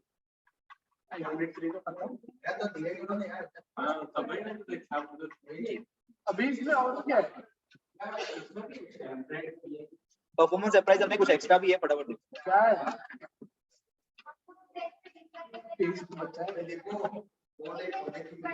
चलो, पहला ये है एक्स्ट्रा में, पहला ये है, ओए सुनो, एक्स्ट्रा में करो। पहला ये है confidential report system. Confidential report system है ना, ये गवर्नमेंट ऑर्गेनाइजेशन के अंदर चलती है। ऐसे इवैल्यूएशन अभी भी सिखाया था, याद है? ऐसे लिखा जाता है। कॉन्फिडेंशियल रिपोर्ट वैसी ही है, फर्क क्या है समझो। ऐसे इवैल्यूएशन में ना ऐसे लिखते हैं, लेकिन उसको कोई कॉन्फिडेंशियल नहीं रखते कि भाई बॉस को भेजेंगे एकदम सील पैक कवर के अंदर, ऐसा कुछ नहीं। ऐसे इवैल्यूएशन जाहिर में किया था, तुम्हारे सामने ही लिखा जाता। जबकि ये कॉन्फिडेंशियल रिपोर्ट सिस्टम जो है ना, वो गवर्नमेंट ऑर्गेनाइजेशंस में बड़े बड़े ऑफिसर्स को प्रमोशन देने के लिए ये मेथड को यूज किया। आपके ऊपर रिपोर्ट लिखी जाएगी और एकदम कॉन्फिडेंशियल लिखी जाएगी, वो लिखेगा सीक्रेटली, उसको जैसा जैसा तुम्हारा काम लगा और उसके बेस पे बॉस को भेज सील पैक कवर, और किसी के हाथ में नहीं है। ये गवर्नमेंट ऑर्गेनाइजेशंस के अंदर जो ऑफिसर काम कर रहे हैं, उनकी डेटा जो है वो इम्पोर्टेंट, लीक हो गई, दूसरों को पता चल गया भाई मिलिट्री में कौन कौन काम कर रहा है, तो उससे प्रॉब्लम हो सकती है। उसके बेस पे ये मेथड यूज की जाती है। क्लियर? सेकंड, ऐसे इवैल्यूएशन वो मैं सिखा चुका हूँ, ऐसे लिखा जाता है। तीसरा, क्रिटिकल इंसिडेंट टेक्निक, ये अभी भी सिखाया, सबसे अच्छा सबसे बुरा। Fourth, checklist and weighted checklist. Checklist and weighted checklist मतलब इसमें सीधा ये देखो राइट साइड, इसमें ना क्वेश्चंस रखे जाते हैं और उसके आंसर्स पूछे। क्वेश्चंस कैसे होते हैं? Is the employ really interested in the task assign, फिर पूछा जाएगा यस और नो, तो इसके बेस पे उसका अप्राइजल यस नो, उस तरीके से क्वेश्चंस का आंसर करते जाए। समझ गए? चेकलिस्ट को टिक करते जाए, ये नहीं। ग्राफिक रेटिंग था, उसमें रेट किया। ये क्वेश्चन ही तो दिखा रहा हूँ, क्वेश्चन ही तो दिखा रहा हूँ। ऐसे टाइप के क्वेश्चन होते हैं, हमको चेकलिस्ट करने हो। समझा? Fifth point graphic rating scale, ये हो गया, रेट किया जाता है आपको स्किल्स के बेस पे। सिक्स्थ था बिहेवियरली एंकर्ड रेटिंग स्केल। इसके अंदर क्या किया जाता है भाई, क्रिटिकल इंसिडेंट टेक्निक जो थी ना, क्रिटिकल इंसिडेंट टेक्निक जो थी, उसका ये कॉम्बिनेशन है। इसमें क्या किया जाएगा, अच्छे और बुरे इंसिडेंट्स तुम्हारे लिखे जाएंगे और फिर उसको रेट किया जाएगा कि अच्छे में कितना अच्छा काम किया, बुरे में कितना बुरा काम। मतलब ये ग्राफिक रेटिंग और क्रिटिकल इंसिडेंट, उन दोनों का कॉम्बिनेशन, समझ गए। फिर इसमें से क्यों पॉइंट इसमें डिटेल में नहीं दिया हुआ है, हमारे पेम्पलेट में डिटेल में दिया। इसके सिवा और इसमें कितनी अलग टेक्निक खाली और कितनी है? इसमें टोटल 16 है, उसमें 5 अपने खाली 16 है तो सब छोटी थी, वो अभी डाली है, नहीं हुआ अगर तो पेम्पलेट में न्यूली ऐड हुई। क्लियर, बाकी सालों से वही पेम्पलेट चल रहा है। अभी टेम्पलेट बदलना पड़ेगा सर। फटाफट देखो, फटाफट देखो भाई, forced choice method, forced choice method, इसके अंदर क्या किया जाता है, एम्प्लॉइज जो हैं वो जो काम कर रहे हैं, वो काम में से हमको क्या एक्सपेक्टेड था वो देखा जाता है कि हमने तुमसे ये एक्सपेक्ट किया था, तुमने उतना अचीव करके दिखाया है। ठीक है, 8th मेथड है हमारी मैनेजमेंट में ऑब्जेक्टिव, ये पीओएम में आई थिंक वो एमबीओ था, ये वो है। इसमें क्या किया जाता है, ये बहुत मस्त टेक्निक, इसमें क्या किया जाता है, फोर्स चॉइस के अंदर हम ऐसा करते कि उसको बताते कि तूने जो काम किया वो हमारा एक्सपेक्टेंस के हिसाब से कैसा था, हमारी एक्सपेक्टेंसी पूरी हुई या नहीं। लेकिन वो मेथड अधूरी है, ये मेथड वो पूरी करती है। जब तक आप बताओगे ही नहीं सामने वाले को काम तुमसे एक्सपेक्ट क्या कर रहे हैं, तो कैसे करके कैसे दिखाए। तो एमबीओ वो करते हैं, आपको पहले बताएगा कि हम तुम में से क्या एक्सपेक्ट कर रहे हैं, उसके बाद तुम्हारे टारगेट डिसाइड होंगे कि देखो भाई ये तुम्हारा टारगेट है, हम तुम में से इतना एक्सपेक्ट कर रहे हैं, और उसके बेस पे तुम्हारा अप्राइजल कि तुमने वो अचीव करके दिखाया है। ऊपर वाली अधूरी थी, हमने बताया नहीं, ऐसे ही देख रहे कि फेवरेबल काम किया है नहीं, इसके अंदर पहले बताया कि इतना काम चाहिए, फिर देखा तो उतना किया है, समझ गए। फिर है 9th ranking method. Ranking method बिल्कुल सिंपल है, ये समझा चुका हूँ, रैंक करने, काम जो भी हो रहा है उस काम को रैंक करना। फिर पैड कंपैरिजन, ये तो करवा दी, ए को रखो, उसके लेवल के जितने लोग काम कर रहे हैं उन सबसे कंपैरिजन, इसके मुकाबले ये प्लस में है या माइनस। फिर फोर्स्ड डिस्ट्रीब्यूशन मेथड, अब ये फोर्स्ड डिस्ट्रीब्यूशन मेथड ये अच्छा है, ये मेथड ऐसा बोलता है कि भाई हर एम्प्लॉइज को सेम नजर से मत देखो, सब अच्छे नहीं होंगे, कोई एवरेज लेवल का काम करता होगा, कोई लोअर लेवल का एकदम घटिया काम भी करता होगा, और कोई बहुत अच्छे से काम भी करता होगा। तो आप क्या करो, रेंजेस लिखो, आप क्या करो, अपने वहां पे जितने भी एम्प्लॉइज है उन सबका काम अप्राइज करके रेंज बनाओ कि आपके यहाँ पे सबसे बढ़िया परफॉर्मेंस करने वाले कितने परसेंटेज लोग, ऐसे एवरेज काम करने वाले कितने परसेंटेज लोग हैं, और बिल्कुल घटिया काम करने वाले कितने परसेंटेज। मतलब ये परसेंटेज बता रहे हैं कि अच्छे का वाले कितने, एवरेज वाले कितने, और खराब वाले। इसने इस चीज को समझा कि सारे लोग एक जैसे नहीं, समझ गए, बाकी के सारी मेथड वो नहीं समझ, वो एक ही बस रिजिड तरीके से कंपैरिजन किए ही जा रहे हैं, हमको तो ये चाहिए। अब कोई बंदा एवरेज हो सकता है, तो इस मेथड ने उसको समझे। फिर ग्रुप अप्राइजल, ग्रुप अप्राइजल कुछ नहीं होता है, वो उसके जैसे ही हमने नहीं, ग्रुप अप्राइजल इज, हमने ऊपर वो कंपैरेटिव मेथड किया था ना, ए को रखो उसके साथ बी सी डी ई को कंपेयर करो, तो ग्रुप मेथड वही है कि ग्रुप के अंदर कंपैरिजन है कि ए के मुकाबले बी कैसे है, प्लस में है या माइनस। फिर ह्यूमन रिसोर्स अकाउंटिंग, ये अच्छा कॉन्सेप्ट, ये थोड़ा प्रैक्टिकल कॉन्सेप्ट। इसमें क्या किया जाता है, तुमको जो सैलरी पे की जा रही है और तुम हमको जितना रेवेन्यू जनरेट करके दे रहे हो, तुमको जो सैलरी पे कर रहे हैं और तुम हमको आप कितना रेवेन्यू पे कर रहे हो, उन दोनों का डिफरेंस निकाला जाता है कि हम तुम पे कितना खर्चा कर रहे हैं और तुम हमको कमा के कितना दे। अगर तुम हमको कमा के ज्यादा दे रहे हो मतलब काम अच्छा है, और हम तुम पे खर्चा किए जा रहे हैं, तुम कमा के ही नहीं दे रहे हो, फिर तो बुरा है, राइट। फिर है असेसमेंट सेंटर। असेसमेंट सेंटर तुमको अगर याद हो ना, तो सिलेक्शन वाले में ना हमने अलग अलग मेथड्स किए थे, उसमें एक असेसमेंट सेंटर आपको चेक करने के लिए हम एक इंडस्ट्री जैसा एटमॉस्फेयर तैयार करेंगे, उसके अंदर 2-3 दिन के लिए काम के लिए डालेंगे, और वहां पे सुपरवाइजर्स तुमको इवेल्युएट कर रहे हो, तुमने कैसा काम किया उसके बेस पे एक ऐसे लिखा जाए कि तुमने वहां पे अच्छा काम किया था या बुरा काम। असेसमेंट सेंटर बनाया जाएगा, उसके अंदर तुमको चेक किया जाएगा तुम कैसा काम कर। धीरज बनकर फोन। फिर है field review method. Field review method मतलब यहाँ पे क्या होता है कि भाई हमारा जो एचआर मैनेजर ह्यूमन रिसोर्सेज को बहुत अच्छे से समझता है, जबकि हमारा सपोज कोई प्रोडक्शन मैनेजर होगा, तो प्रोडक्शन मैनेजर ह्यूमन रिसोर्स कैसे काम कर रहा है वो मेजर ढंग से नहीं करता, क्योंकि वो लोगों को समझता नहीं, उनकी साइकोलॉजी को समझता नहीं। तो एचआर मैनेजर आएगा, प्रोडक्शन मैनेजर के साथ थोड़े दिन बिताए, प्रोडक्शन मैनेजर समझाएगा हमारे यहाँ पे काम क्या है, और उसके बेस पे एचआर मैनेजर इवेल्युएट करेगा कि अच्छा काम कर रहा है प्रोडक्ट। इसमें सब्जेक्टिवनेस का चांस कम हो गया, क्योंकि प्रोडक्शन मैनेजर सालों से वहीं पे काम कर रहे हैं। क्या हुआ भाई, प्रोडक्शन मैनेजर सालों से वहीं पे काम कर रहे हैं, तो उसकी तो भाई कुछ लोगों के साथ बनती होगी, कुछ के साथ नहीं बनती होगी, तो वो ऐसे लिखेगा तो वो सब्जेक्टिव होने का चांस आता है। जबकि अच्छा मैनेजर तो कल का है, उसकी थोड़ी हिंसा ये बनी हुई, तो ये जो ऐसा लिखेगा वो हो सकता है अच्छा लिखे। क्लियर? देन भाई 16 ये हमने कर ली है, 360 डिग्री फीडबैक। सबसे पूछा रहेगा तुम्हारे अलग, तुमसे भी पूछा रहेगा और तुम्हारे साथ जितने काम कर रहे हैं तुम्हारे कस्टमर है सबसे पूछा। क्लियर? पॉइंट्स नहीं खाली इतना याद रखना है इस मेथड में होता क्या। ठीक है, ऐसे इवैल्यूएशन। यहाँ पे हमारा यूनिट 3 खत्म। 3 चैप्टर थे, मोटिवेशन थियरी पढ़ाई उसकी, सेकंड ट्रेनिंग उसमें था ही नहीं कुछ, खाली एक डिफरेंस ही था, तीसरा परफॉर्मेंस अप्लाइजर, उसकी अलग अलग मेथड से वो करते। ठीक है, अब यूनिट 4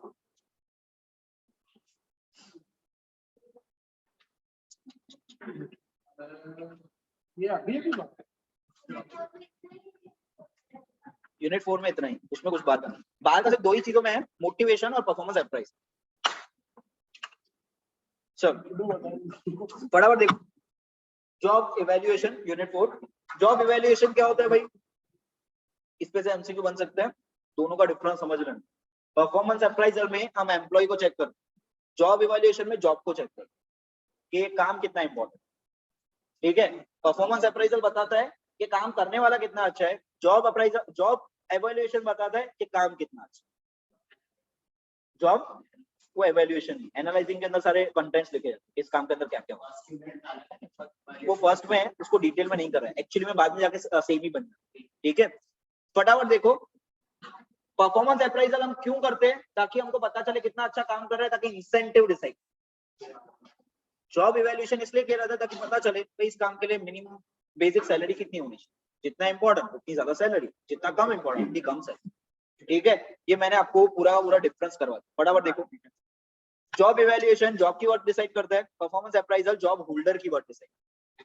जॉब इवैल्यूएशन का पर्पस है पे स्ट्रक्चर डिसाइड करना, कौन से काम के लिए कितना मिले।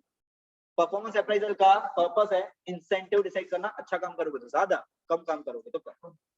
Last it shows, job evaluation बताता है जॉब की वर्थ कितनी है, परफॉर्मेंस अप्राइजल बताता है कि पर्सन जो काम कर रहा है वो कितना अच्छे से काम कर पा रहा है। देन अब देखो, जब पढ़ने बैठो तब भी ऐसे पढ़ना, ये features essentials guidelines, features essential guidelines और कुछ नहीं, ये स्टेप्स ही अलग अलग नाम से दी, तो सीधा स्टेप्स डिटेल में करो। ठीक है, स्टेप्स ये भाई जॉब इवैल्यूएशन प्रोग्राम कैसे लॉन्च किया, तो सबसे पहले सबसे मेन स्टेप होता है गेनिंग एक्सेप्टेंस। आपके यहाँ पे जितने वर्कर्स काम कर रहे हैं, ट्रेड यूनियन काम कर रहे हैं, पहले उसको मनाओ कि हम जॉब इवैल्यूएशन करने आएंगे ताकि काम की सैलरी डिसाइड कर पाए, और उनको समझा दो कौन सी टेक्निक यूज होगी, क्या करने वाले, उनका एक्सेप्टेंस गेन करो। नहीं तो बाद में वो आड़ी फाड़ निकलेंगे तो हड़ताल पे बैठेंगे मगजमारी, तो पहले से उनका एक्सेप्टेंस गेन करो। Second, creating job evaluation committee. Job evaluation जब भी किया जाता है एमसीक्यू के लिए इंपॉर्टेंट, अकेला इंडिविजुअल नहीं करता, कमिटी का एक ग्रुप जाता है जॉब को इवैल्यूएट करता है। अकेला पर्सन जाएगा तो वो सब्जेक्टिव होने के चांसेस ज्यादा, पूरी कमिटी जाएगी तो अलग अलग थिंकिंग वाले लोग जाएंगे, सब्जेक्टिवनेस कम। क्लियर? तीसरा है भाई finding job to be evaluated, पता करो तुम्हारे यहाँ पे कौन कौन से काम होते हैं जिनका इवैल्यूएशन करना है, लिस्ट बनाओ।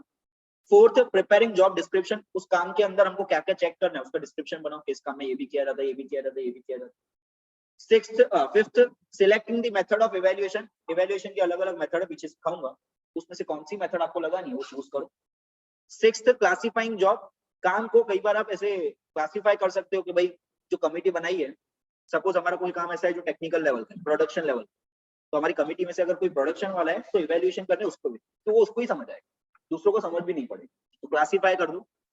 7, installing the program, that is ये प्रोग्राम बनाने के बाद लॉन्च करो। एंड लास्ट, पीरियोडिकल रिव्यू, बीच बीच में इस इवैल्यूएशन की प्रोसेस के अंदर अगर कुछ चेंजेस लग रहे हैं, कमिटी का कोई मेंबर चला गया तो नवा अपॉइंट करो, या कोई भी ऐसा चेंज करना है तो वो चेंजेस करते हैं। क्लियर? प्रोसेस समझ आ गई? वो ऊपर फीचर्स जितनी भी चीजें लिखी है ना वो यही सब, तो आप ये पढ़ोगे वो सारी चीजें हो जाए। क्लियर? देन आपको दिया हुआ methods of job evaluation, job evaluation किया कैसे। पहला मेथड है रैंकिंग मेथड, आपके यहाँ पे जितने काम है ना उनको रैंक दे दो कि हमारे लिए फर्स्ट नंबर पे सबसे ज्यादा इंपॉर्टेंट काम ये है और लीस्ट इंपॉर्टेंट काम ये, जो फर्स्ट नंबर पे होगा उसके सबसे ज्यादा सैलरी, तो लीस्ट इंपॉर्टेंट होगा सबसे कम सैलरी। सेकंड मेथड है हमारी जॉब क्लासिफिकेशन, ये जो मैंने तुमको बताया था बैंक्स के अंदर, गवर्नमेंट के अंदर होता है, उसके अंदर वर्क उनके काम को ना क्लासिफाई किया जाता है कि ये काम जो है ना ग्रेड 1 लेवल, मतलब सबसे इंपॉर्टेंट, ये ग्रेड 2 के अंदर एवरेज मैनेजरियल टाइप का काम, और ये थर्ड लेवल का काम है, वर्कर्स लेवल करते हैं, ठीक है। फिर फैक्टर कंपैरिजन मेथड, इसमें देखो ये टेबल बनाया जाता है, काम करने के अंदर जितने फैक्टर्स होते हैं ना, काम करने के अंदर जितने फैक्टर्स होते हैं ना, हम उनकी कंपैरिजन करते हैं। फॉर एग्जांपल इलेक्ट्रिशियन के लिए फिजिकल एफर्ट्स, उसको फिजिकल एफर्ट्स कम करने पड़ते हैं, अपना दिमाग ज्यादा चलाना। इलेक्ट्रिशियन को फिजिकल एफर्ट्स कम करने पड़ते हैं, अपना दिमाग ज्यादा चलाना। तो मेंटल में उसको फैक्टर मेंटल एफर्ट्स जो दिया उसमें फर्स्ट रैंक दिया, इस फैक्टर में उसका फर्स्ट नंबर, वो सबसे ज्यादा यूज करता है। जबकि फिजिकल के अंदर इतना ज्यादा उसका जरूरत नहीं होता, तो तीसरा नंबर हमने उसको दिया। तो काम करने के अंदर जितने फैक्टर्स है ना, उसको रैंकिंग करते हैं, ये फैक्टर इस काम के अंदर कितना इंपॉर्टेंट, उसके बेस पे उसकी सैलरी डिसाइड। क्लियर? फिर है भाई फोर्थ पॉइंट में, ऐसा कोई कंपैरिजन नहीं किया हुआ, तुम्हारे काम के हिसाब से तुम्हारे यहाँ पे जो लगती है, लाइक बैंक में जाओगे तो वो क्लासिफिकेशन वाली ही लगती है, हर काम के हिसाब से अलग अलग। पॉइंट मेथड, ये पॉइंट मेथड ऊपर वाली जो कंपैरेटिव थी ना, फैक्टर कंपैरिजन मेथड, उसका ही थोड़ा हायर वर्जन है। इसके अंदर क्या किया जाता है, हम रैंक नहीं देते हैं, हम पॉइंट्स देते हैं। चले वो बता रहा हूँ, रुक तो मेरे को तो पढ़ा लेने दे। फैक्टर मेथड बता रहा हूँ, पॉइंट मेथड के अंदर क्या करेंगे, उसमें क्या किया था, इलेक्ट्रिशियन की मेंटल एबिलिटी में फर्स्ट नंबर दिया, इसमें हम पॉइंट्स देंगे कि 10 में से इसको कितने मार्क्स, रैंक नहीं देंगे, पॉइंट्स देंगे, 10 में से इसको कितने मार्क्स, और हर पॉइंट का ना हमने रुपी वैल्यू डिसाइड किया कि 1 पॉइंट मिले ना, तो फॉर एग्जांपल उसका 5 रुपए, तो इसको 10 पॉइंट मिले ना, इसका 50 रुपए मिले, इस हिसाब से इसकी सैलरी डिसाइड। समझ गए? पॉइंट मेथड में पॉइंट्स दे रहे हैं, 10 में से कितने पॉइंट्स, जबकि फैक्टर कंपैरिजन मेथड में हम रैंक्स कि इस काम के लिए इसका कितना है, इस फैक्टर के अंदर इसका कितना है, उसके बेस पे भी उसकी सैलरी डिसाइड। क्लियर? यहाँ पे हमारा जॉब इवैल्यूएशन करते हैं। इसमें आपको ये जो नीचे टेबल दिया हुआ है, वो आपका इसका कंक्लूजन है, डायरेक्टली आप इसको पढ़ोगे तो भी चल, ठीक है, एमसीक्यू के लिए डायरेक्टली ये टेबल रेफर करोगे चल। फिर है वेज एंड सैलरी एडमिनिस्ट्रेशन, इसमें से एमसीक्यू बनने के हाईएस्ट चांसेस है, इसमें से एमसीक्यू बनने के हाईएस्ट चांसेस है, क्योंकि इसमें बहुत सारे वर्ड्स आ, तो वर्ड्स के मीनिंग सीख लो फटाफट। सबसे पहले दिया हुआ है कंपेंसेशन, क्या होता है कंपेंसेशन का मतलब, काम करने के बदले जो रिवॉर्ड दिया जाता है उसको कंपेंसेशन बोलते हैं। ये रिवॉर्ड या तो डायरेक्ट होता है या तो इनडायरेक्ट। डायरेक्ट बोले तो सीधा सीधा कैश में पैसा दे दो, डायरेक्ट बोले तो सीधा सीधा कैश में पैसा दे दो, धीरज डायरेक्ट बोले तो सीधा सीधा कैश में पैसा दे दो, इनडायरेक्ट बोले तो फ्रिंज बेनिफिट्स, एक्स्ट्रा के कोई बेनिफिट्स देने की, कैश में नहीं देने का, अलग तरीके से बेनिफिट देने। फटाफट देखो अभी ये 5 में से एमसीक्यू आने का चांसेस हाईएस्ट। 5 वर्ड लिखे हुए हैं, 5 वर्ड क्या है? पहला है वेज, वेज मतलब जो सैलरी पे की जाती है किसको, blue collar workers, lower level के जो वर्कर्स होते हैं उनको जो सैलरी पे की जाती है उसको वेज। वेजेस मतलब डेली का उनका रेट क्या चल रहा है, कि डेली बेसिस पे मजदूरों का फॉर एग्जांपल चल रहा है 700, फॉर एग्जांपल कि डेली एक मजदूर को हायर करे तो उनका रेट चलता है 700, वो उनका वेजेस हो, वेज स्ट्रक्चर, वेजेस मतलब डेली वेज उनको कितनी पे की जाए। फिर सैलरी बोले तो सैलरी मतलब व्हाइट कॉलर वर्कर्स को जो इनकम प्रोवाइड की जाती है वो उनकी सैलरी होती है। वेज लेवल्स जो भी, वेज लेवल्स का मतलब एक इंडस्ट्री के अंदर पर्टिकुलर काम के लिए एवरेज कितना पे किया जाता है, कि सपोज इलेक्ट्रिशियन है तो भाई उसका इंडस्ट्री के अंदर एवरेज रेट चल रहा है, तो भाई एक लाइट फिटिंग करेगा तो उसका 50-60 रुपए लेगा फॉर एग्जाम्पल। तो ये क्या हो गया, इसका वेज लेवल हो गया, इस काम के लिए इंडस्ट्री के अंदर एवरेज इतना लेवल चल। देन है वेज स्ट्रक्चर, वेज स्ट्रक्चर मतलब तुम्हारी ऑर्गेनाइजेशन के अंदर जितने भी काम उसकी टेबल बनाओ, उनके सामने उनका वेजेस लिखो, उनका सैलरी लिखो, इस काम के लिए इतनी, इस काम के लिए इतनी। हाँ, जैसे वो रैंकिंग मेथड की थी जिसके अंदर रैंक करके हमने पैसे लिख दिए थे कि फर्स्ट रैंक वाले को इतना मिलता है, इसको इतना मिलता है, इसको इतना मिलता है, क्या वो, हाँ ठीक है। 5 चीजें थी, फटाफट रिवाइज कर रहा हूँ, रिपीट कर रहा हूँ क्योंकि ये इंपॉर्टेंट है, एमसीक्यू आ सकता। पहला वेज, ब्लू कॉलर वर्कर को जो पे किया जाता है उसको वेज बोलते हैं। वेजेस वो ब्लू कॉलर वर्कर का जो डेली का रेट होता है उसको वेजेस बोला जाता है। सैलरी व्हाइट कॉलर वर्कर को जो पे की जाती है वो सैलरी होती है।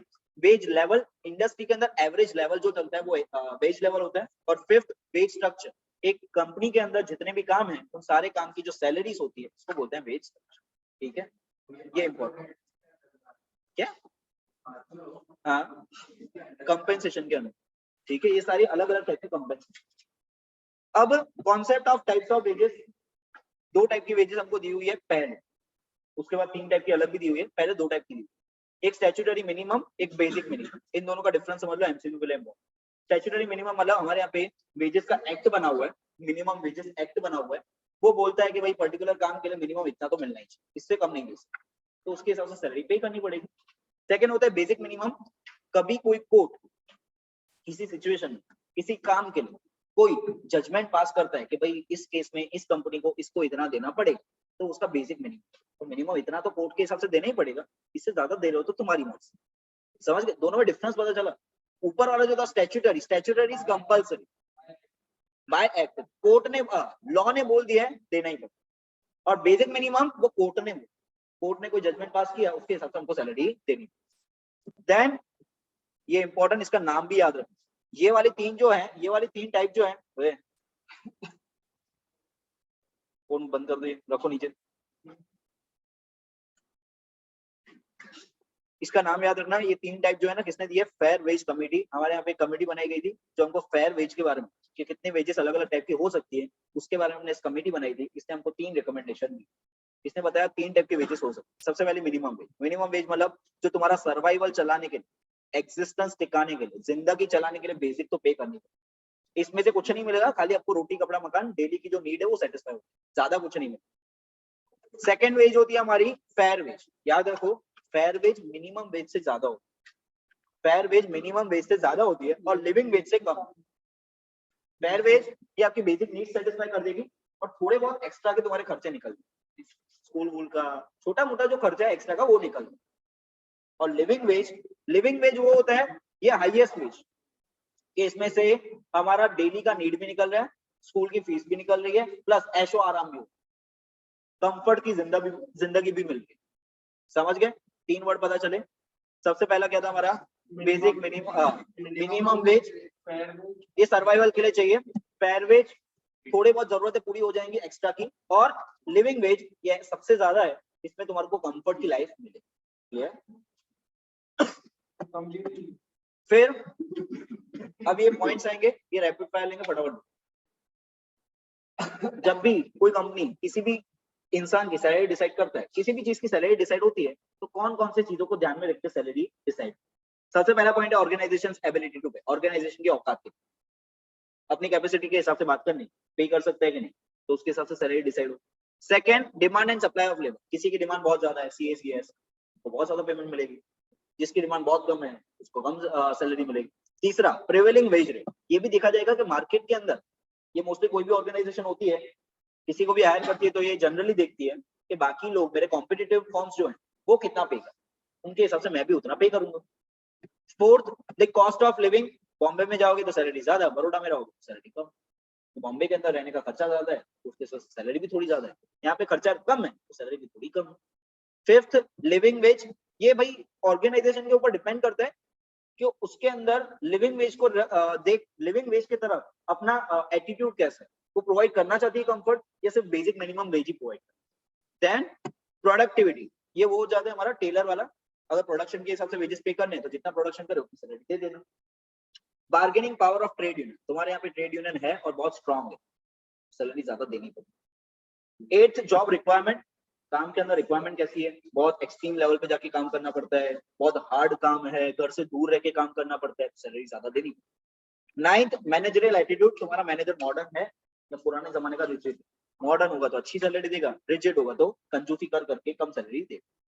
Psychological and social factors. Psychological and social factors मतलब इसमें वो गवर्नमेंट वाली चीजें आ जाती है कि गवर्नमेंट में होता है ना यार, इस कास्ट पे हो तो आपको ये सारे बेनिफिट्स वगैरह मिलेंगे, ऐसे। हाँ, गवर्नमेंट रेगुलेशंस। अगर किसी कंपनी को गवर्नमेंट रेगुलेशंस फॉलो करनी पड़ रही तो फिर भाई मजदूर जैसे हैं, वर्कर्स लेवल जो है, तो उनकी कोई कंपनी खोल रहे हैं कंस्ट्रक्शन की, तो उसके अंदर तो कोर्ट नहीं बोल दिए, लॉ नहीं बोल दिए कि मजदूरों को मिनिमम एक दिन का इतना मिलना ही चाहिए, तो उन रेगुलेशंस को फॉलो करना ही। समझ गए? यहाँ पे कंपेंसेशन कर। देन है फ्रिंज बेनिफिट्स। एक्स्ट्रा में क्या क्या बेनिफिट्स दिए जाते हैं, फटाफट देखो। फ्रिंज बेनिफिट्स मीनिंग दिया हुआ है, मीनिंग क्या होता है? एक्स्ट्रा में जो बेनिफिट्स दिए जाते हैं। Need for fringe benefits. Fringe benefits देने कब पड़ते हैं, क्यों पड़ते? पहला, एम्प्लॉय डिमांड्स। एम्प्लॉय बोल देता है भाई मेरे को इतना दूर आना पड़ रहा है, पेट्रोल का खर्चा तुम अलग से भर के, नहीं तो मैं नहीं। वो एम्प्लॉय बोल रहा है तो देना पड़ेगा। सेकेंड, ट्रेड यूनियन डिमांड्स, हमारे यहाँ पे ट्रेड यूनियन है गवर्नमेंट ऑर्गेनाइजेशन के अंदर, वो डिमांड कर हमको ये फैसिलिटी चाहिए हमारा चाहिए। तीसरा, एम्प्लॉयर्स प्रेफरेंस, कई बार एम्प्लॉयर मॉडर्न होते हैं, उनको भी लगता है कि भाई इनको देंगे ये खुश होंगे और अच्छे से काम करके, तो एम्प्लॉयर अगर चाह रहा है तो वो दे सकते हैं। Fourth, as social security, government organisation के अंदर सोशल सिक्योरिटी के रूल्स करना, तो उन रूल्स को फॉलो करके पेंशन, ग्रेचुटी, प्रोविडेंट फंड ये सब देना। Fifth, to improve human relation, हमारे यहाँ पे लोगों के साथ रिलेशन सुधारने के लिए भी हम फ्रिंज बेनिफिट दे सकते हैं। फिर आपको दिए हुए ऑब्जेक्टिव्स, तो ऑब्जेक्टिव्स यही होता है भाई कि वो खुश हो और अच्छे से काम करे, वो चीजें दी। अब आता है फ्रिंज बेनिफिट्स के टाइप कौन कौन से। सबसे पहला टाइप दिया हुआ है टाइम के हिसाब से कौन से फ्रिंज बेनिफिट दिए जाते हैं, तो उसमें पहला है हमारा आवर्स ऑफ वर्क, तो उसके रूल्स बने हुए हैं कि भाई 48 आवर्स वीक के अंदर मैक्सिमम आप काम करवा सकते हो, और एक दिन के अंदर मैक्सिमम 9 घंटे काम करवा सकते हो। इससे ज्यादा काम नहीं करवा सकते हैं, ओवर टाइम का देना, ओवर टाइम का एक्स्ट्रा पैसा देना। सेकेंड, नहीं 9 घंटे एक दिन, मोस्टली तो 10 घंटे सब काम करवाते हैं, लेकिन 9 घंटे लिख लो। सेकेंड, पेड हॉलीडेज, अब दो वर्ड हैं, दो ध्यान से सुन, कंफ्यूज नहीं, पेड हॉलीडेज और हॉलीडे पे। पेड हॉलीडेज का मतलब ऐसे हॉलीडेज जो पेड है, मतलब के संडे छुट्टी मिलेगी, सैलरी नहीं दे, सैलरी नहीं कटेगी। हॉलीडे पे का मतलब अगर हॉलीडे के दिन मंगाया तो उसका पेमेंट अलग से और पहले वाले से ज्यादा, जो बेसिक होता है उससे थोड़ा ज्यादा, समझ गए। तीसरा है शिफ्ट प्रीमियम, शिफ्ट प्रीमियम मतलब सुबह की शिफ्ट है तो थोड़ा मिनिमम वेजेस जो होते हैं वो मिल जाए, रात की शिफ्ट है तो वो थोड़ी ज्यादा मिलेगी। फोर्थ, वो तो हो गया हॉलीडे पे। फिफ्थ, पेड वैकेशन, इसका रूल बना हुआ है 240 दिन से ज्यादा अगर काम करवा रहे हो तो फिर उसको थोड़ी बहुत वैकेशन मिलनी चाहिए। ये वैकेशन मोस्टली किसको मिलती है, कोई ऐसा काम कर रहे हो जिसमें आपको घर से दूर रहना, तो ऐसे केस में 240 दिन से ज्यादा आप घर से दूर रहे हो तो आपको वैकेशन दे दी, ठीक है। फिर है एम्प्लॉय सिक्योरिटी, एम्प्लॉय को सिक्योरिटी देने के लिए हम कौन कौन सी फ्रिंज बेनिफिट्स देते हैं। सबसे पहला रिट्रेंचमेंट कंपेंसेशन। रिट्रेंचमेंट कंपेंसेशन मतलब अगर तुम्हारे यहाँ पे काम नहीं था और तुम्हारी गलती की वजह से तुम हमको निकाल रहे हो तो थोड़ा एक्स्ट्रा पैसा भी देना। 1 महीने की सैलरी जरूरी नहीं, निकालते हैं तो 1 महीने की सैलरी फ्री देनी, क्योंकि अचानक से निकाल रहे हैं भाई उसका 1 महीना तो चल जाए ना, तब तक तो वो जॉब ढूंढेगा, तो 1 महीना तो उसका गुजरान चलना चाहिए। Second point, lay off compensation. Lay off compensation मतलब ले ऑफ कंपेंसेशन का मतलब ले ऑफ और रिट्रेंचमेंट, रिट्रेंचमेंट का मतलब निकाल दिया परमानेंट, ले ऑफ का मतलब कुछ टाइम के लिए निकाल, तो कुछ टाइम के लिए निकाला ना, थोड़े दिन घर पे बिठा है, काम नहीं है, थोड़े दिन घर पे बिठा है, तो जब तक घर पे बिठा है, तुम बोल रहे हो ना घर पे बैठ, मैं थोड़ी बोल रहा हूँ, तो उस दिनों का 50% सैलरी आपको देना। घर पे बिठा रहे हैं लेकिन 50% सैलरी तो आपको देना, समझ गए। रिटायरमेंट का मतलब परमानेंटली निकाल तो 1 महीने की सैलरी, और ले ऑफ का मतलब थोड़े दिन के लिए घर पे बिठाया तो 50% सैलरी। फिर आपका सेफ्टी एंड हेल्थ, इसमें ये सारी चीजें आ जाती है कि भाई ऐसे एनवायरनमेंट में काम कर रहा है केमिकल इंडस्ट्री के अंदर, तो आपको ग्लव्स, हेलमेट, वो सारे कपड़े वपड़े पहनाने पड़ेंगे। कोई बहुत ही ज्यादा डेंजरस मशीन है तो मशीन के आसपास फेंसिंग करवा के रखो ताकि कोई इंसान जाए ना वहां पे या गिर विर ना जाए पी के। फिर वर्कमैन्स कंपेंसेशन, वर्कमैन्स कंपेंसेशन का मतलब किसी को काम करने के टाइम पे चोट लग गई, हाथ बात कट गया या टपक ही गया, मर ही गया, तो ऐसे केस में उसको कंपेंसेशन देना, उसके लिए अकाउंट्स के अंदर तुम वर्कमैन कंपेंसेशन का फंड अलग से बनाते। फिर आता है हेल्थ बेनिफिट्स, हेल्थ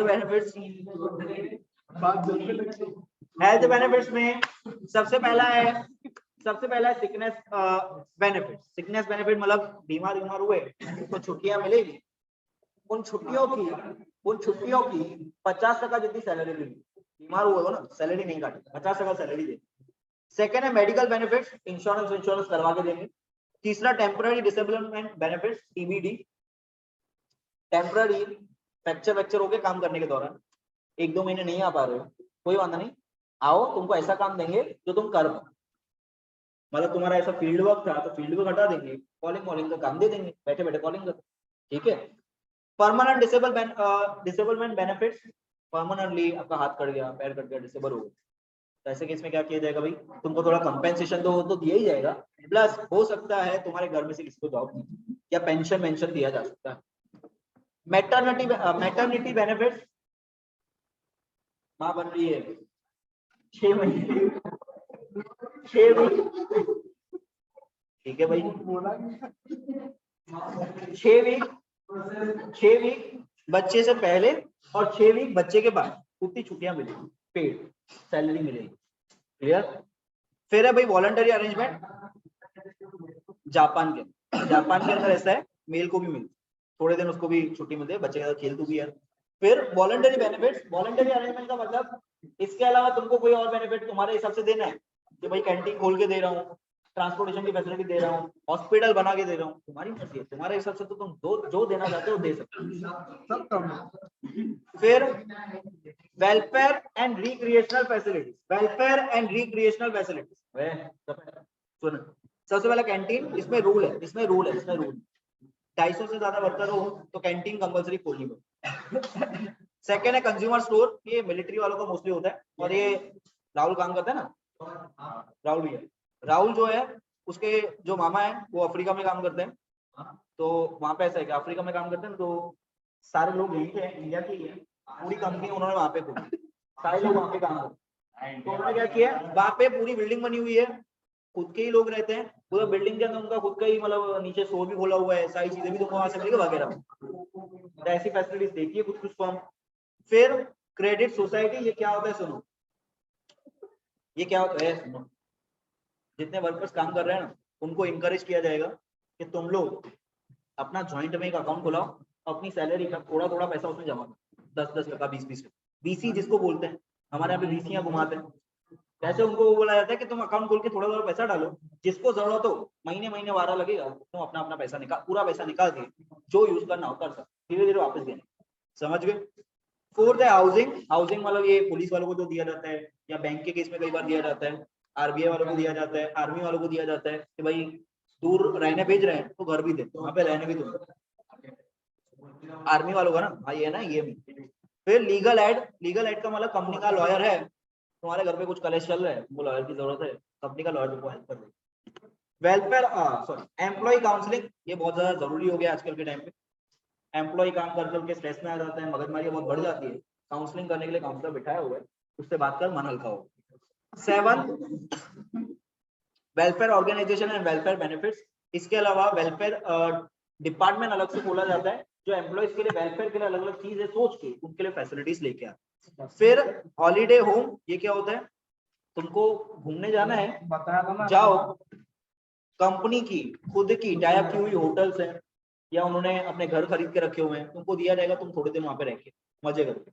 फिर एजुकेशनल फैसिलिटीज, एजुकेशनल फैसिलिटीज का मतलब पढ़ाई लिखाई का खर्चा हम बढ़ के दे रहे हैं।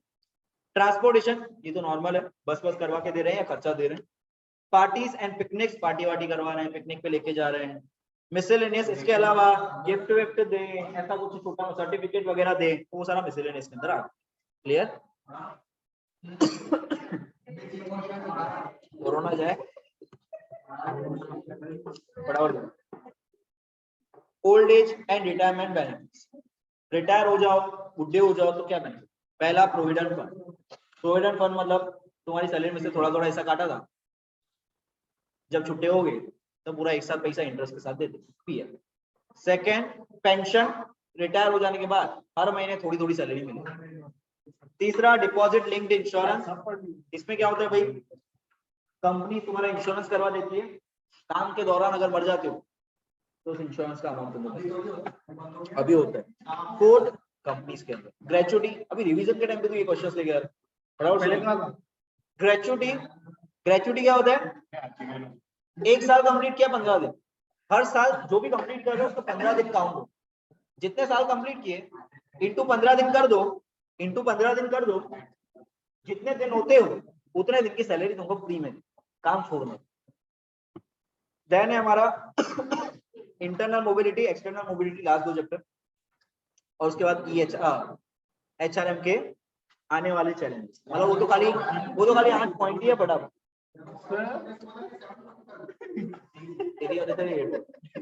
चुप कर सुन। इंटरनल मोबिलिटी, अरे प्रमोशन ट्रांसफर वो सब डिमोशन, इंटरनल मोबिलिटी का मतलब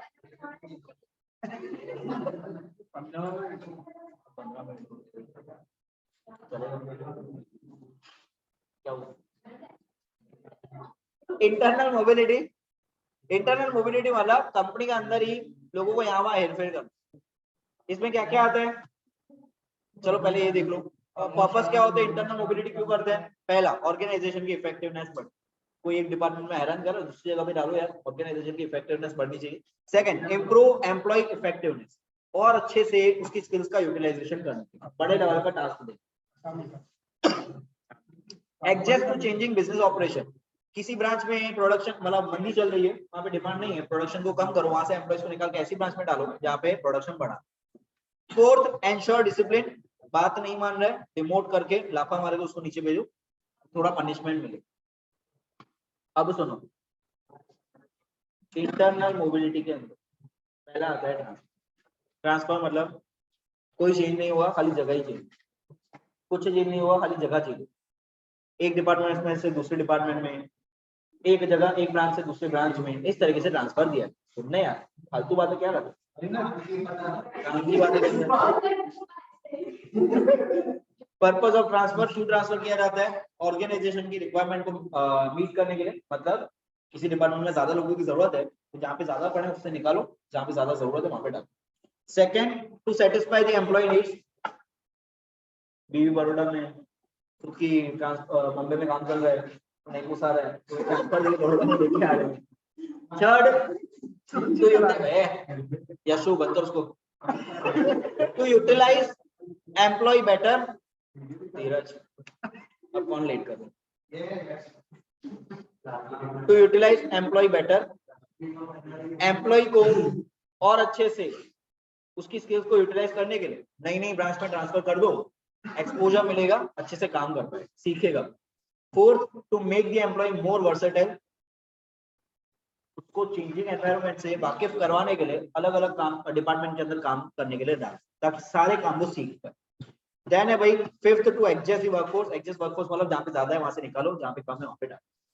टू प्रोवाइड रिलीफ, कई बार कोई बंदा काफी टाइम से एक ही काम किए जा रहे हैं, या बुढ़ा हो गया है, तो ऐसे केस में क्या होगा भाई, उसको ऐसी ब्रांच में डाल देंगे जहाँ पे काम थोड़ा कम है, बुढ़ा हुआ है, शांति से बैठ, इससे ज्यादा काम होगा। Six, seventh, to reduce conflict, जहाँ पे काम कर रहा है ऊपर वाला जो बॉस है उसको कुछ लेना देना है उससे, एक्स गर्लफ्रेंड का पति है, कुछ भी है, मगनमारी ऐसी मगनमारी हो रही है, उसको हटाओ, दूसरी जगह पे डालो। एट से, टू पनिश एम्प्लॉइज, कई बार ऐसी जगह पे ट्रांसफर देते हैं जहाँ पे काम करने का मन ही नहीं, तो पनिशमेंट के तौर पे दिया, ठीक है। टाइप्स ऑफ ट्रांसफर, सबसे पहले आता है प्रोडक्शन ट्रांसफर, जहाँ पे प्रोडक्शन ज्यादा है उसके हिसाब से ट्रांसफर करना। सेकंड आता है रिप्लेसमेंट ट्रांसफर, रिप्लेसमेंट ट्रांसफर मतलब कई टाइम, काफी लंबे टाइम से एक ही काम कर रहे हैं तो काम रिप्लेस करने के लिए आपको दूसरे काम पे डाला। तीसरा आता है रोटेशन ट्रांसफर, रोटेशन ट्रांसफर किसी कंपनीज में कंपल्सरी होता है कि भाई जो एम्प्लॉय काम करने आ रहा है ना, पहला साल है 3-3 महीनों के अंदर हर डिपार्टमेंट के अंदर तुम्हारा रोटेशन, ताकि हर डिपार्टमेंट के अंदर तुम काम करना सीख पाओ। फिर आता है हमारा शिफ्ट ट्रांसफर, शिफ्ट ट्रांसफर मतलब वो सुबह की शिफ्ट, शाम की शिफ्ट, रात की शिफ्ट, तो उसमें शिफ्ट चेंज होगी आपकी। एमीडियल ट्रांसफर, एमीडियल ट्रांसफर मतलब किसी को प्लेस किया था एक जगह पे, उसको पोस्ट किया था, लेकिन अभी लग रहा है कि उसकी पोस्ट जो है ना, उसकी प्लेसमेंट जो है ना वो गलत हो, वहां पे वो अच्छे से काम नहीं कर पा रहा है, उसको यूटिलाइज नहीं कर, तो उसका ट्रांसफर करके ऐसी जगह पे डालेंगे जहाँ पे उसका यूटिलाइजेशन हम ज्यादा। Sixth, penal transfer, penal transfer is, penal is punishment, punishment के तौर पे ऐसी जगह ट्रांसफर दे रहे हैं जहाँ पे काम करने का मन ही नहीं। समझ गए? क्लियर? हाँ, वॉलंटरी ट्रांसफर होता है कि तुमको अपने हिसाब से एप्लीकेशन कहीं पे भी जाना हो, मतलब वहाँ पे ब्रांच हो और हमको पोस्टा का ऑटो भेजे, ऐसे ऐसे वॉलंटरी नहीं होता, ऐसे नहीं होता, नहीं ऐसे नहीं होता कि भाई मेरे को वहाँ पे घूमने में मजा आता है तो मेरे को वहाँ पे भाई, ऐसा नहीं चलता। चलो क्वेश्चन 3, प्रमोशन। प्रमोशन क्या होता है? आपको अपर लेवल पे ट्रांसफर करना, अपर लेवल पे डाल देना, आपकी सैलरी भी बढ़ेगी, काम भी बढ़ेगा, रिकॉग्निशन भी बढ़ेगा, रिस्पॉन्सिबिलिटी बढ़ेगी, सब बढ़ेगा। इसमें एक इंपॉर्टेंट वर्ड है ड्राई प्रमोशन, इंपॉर्टेंट वर्ड है ड्राई प्रमोशन। ड्राई प्रमोशन मतलब प्रमोशन दे रहे हैं, पगार नहीं बढ़ेगी, खाली प्रमोशन मिला है, काम बढ़ गया, पगार नहीं बढ़ेगी। यशु, प्रमोशन दिया है, पगार नहीं बढ़ेगी। Then basis of promotion, important, promotion कौन कौन से बेस पे होता है? तो 2 बेस पे होता है, पहला मेरिट बेस, दूसरा होता है सीनियरिटी बेस। मेरिट बेस मतलब काम के हिसाब से, कितनी स्किल्स है, कितनी क्वालिफिकेशन उसके बेस पे, और सीनियरिटी बेस मतलब कितने टाइम से काम पे आए हो, अब भाई दोनों ना अलग अलग तरीके से नहीं होता है, आज के टाइम पे कंपनी के अंदर दोनों को कंबाइन करके ही प्रमोशन दिया है कि थोड़ा मेरिट बेस भी मिलेगा और थोड़े जो सीनियर हो गए उनको भी प्रमोशन देना, नहीं तो उनको खराब है। फिर डिमोशन एकदम छोटा क्वेश्चन है। डिमोशन का मतलब लोअर लेवल पे काम, जिस लेवल पे काम कर रहे हो उससे लोअर लेवल पे हमको पनिशमेंट के तौर पे काम दिया जाए। खाली इसके रीजन क्या, पनिशमेंट के अलावा ऐसा भी हो सकता है कि भाई अपर लेवल पे डाल दिया था, उस लेवल पे काम ही नहीं कर पा।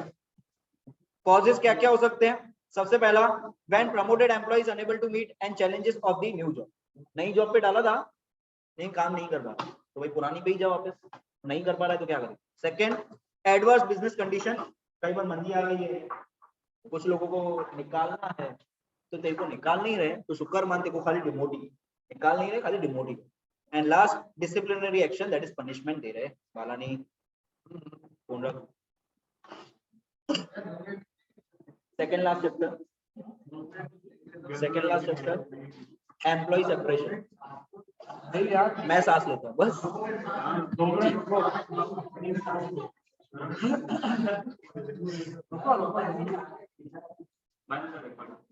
सब मिक्स हो रहा है।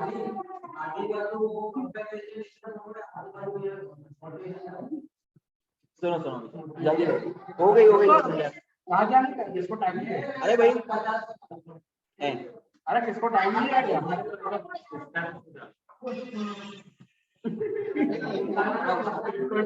गाना सुनना तो मोटिवेशन बढ़ जाए। नहीं भाई है ना ये? धीरज बंद कर। हाँ भाई बोला, चलो चलो सुना नहीं है? तब का भाई एम्प्लॉय सेपरेशन। एम्प्लॉय सेपरेशन का मतलब एम्प्लॉय को काम से, एम्प्लॉय सेपरेशन का वाला एम्प्लॉय को काम से निकाल देंगे। सुन तो निकाल देंगे, सुन। एम्प्लॉय सेपरेशन का मतलब काम से उसको निकाल देंगे। अब इसके क्या क्या अलग अलग टाइप हो सकते हैं। सबसे पहला होता है रेजिग्नेशन। रेजिग्नेशन का मतलब एम्प्लॉय खुद ही बोल रहे हैं काम नहीं करना, रिजाइन कर रहे हैं, इस्तीफा दे रहे हैं, तो उसका मतलब वो खुद ही काम से निकलना चाहता। सेकेंड होता है हमारा रिटायरमेंट। हाँ, इसमें एक चीज इंपॉर्टेंट, जब भी रेजिग्नेशन रिजाइन कर रहा है किसी भी तरीके से वो जा रहा है ना, तो उस टाइम को उसका एग्जिट इंटरव्यू लेना चाहिए कि उसको क्या, मतलब हमारे यहाँ पे क्या तकलीफ लगती थी, उसको हमारे यहाँ पे क्या लगता था, उसके सुपरवाइजर के लिए या उसके बॉस के लिए उसका क्या व्यू है, उससे पता चलेगा हमारे अंदर क्या क्या खामी, तो उन लिमिटेशंस को हम भरपाई करते हैं। सेकेंड है हमारा रिटायरमेंट। रिटायरमेंट मतलब पर्टिकुलर एज कंप्लीट हो गई, उसके हिसाब से उसका काम खत्म हो गया, वो खुद ही रिटायर होगा। इसके अंदर तीन टाइप आते हैं। सबसे पहला आता है compulsory retirement. Compulsory retirement is government organisation के अंदर पर्टिकुलर एज कंप्लीट हो जाने के बाद आपका काम खत्म हो, तो कंपल्सरी आप रिटायर हो। सेकेंड है आपका वॉलंटरी रिटायरमेंट। ये वीआरएस की सर्विस अभी भी निकाली है कुछ टाइम पहले। वॉलंटरी रिटायरमेंट का मतलब किसी रीजन से, ये मोस्टली कंपनी ऐसा करती है कि किसी रीजन से खुद के पास ही काम नहीं है तो निकालना चाहती है, तो आपको वीआरएस की सर्विस लेने के लिए बोल देते हैं कि आप उसका फॉर्म भर दो वीआरएस का और उसके थ्रू रिटायर हो। उससे क्या होगा, हम तुमको निकालना चाहते हैं पर वीआरएस के थ्रू निकालेंगे तो तुमको रिटायरमेंट वाले बेनिफिट्स भी थोड़े बहुत मिलेंगे। तीसरा है डेथ। अपनी लाइफ में से ही रिटायर हो गया परमानेंटली, तो ऐसे केस में क्या होगा भाई, खुद की लाइफ में से खत्म हो गया तो जॉब पे से भी खत्म। फिर आता है हमारा ले ऑफ। ले ऑफ क्या होता है, काम नहीं है, मंदी है, तो थोड़े टाइम के लिए घर पे बिठाए। अब हमारी वजह से घर पे बिठा रहे हैं ना, थोड़े टाइम के लिए बिठाया ना, तो थोड़े टाइम के लिए तुमको सैलरी भी देंगे, तुम्हारी सैलरी का 50% तुमको मिलेगा। फिर आता है हमारा रिट्रेंचमेंट। ले ऑफ जैसा, लेकिन ये परमानेंट हुआ, काम से निकाल रहे हैं कुछ टाइम के लिए, सॉरी काम से निकाल रहे हैं क्योंकि काम नहीं है, लेकिन परमानेंटली निकाल, 1 महीने की सैलरी देंगे, ठीक है। और इसका ही रिट्रेंचमेंट का मतलब परमानेंटली निकाल रहे हैं, वापस नहीं बोल रहे। ले ऑफ में होता है ना,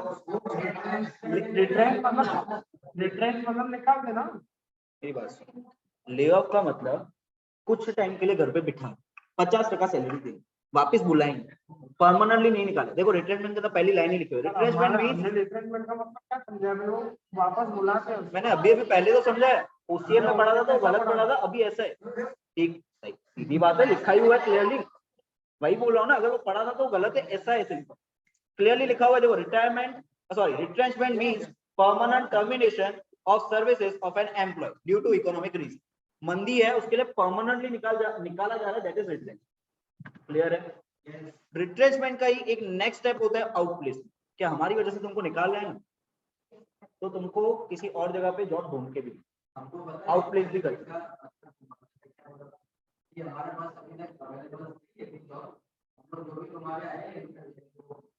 वो तो वेटिंग लिस्ट हो, वो तो वेटिंग लिस्ट हो गया।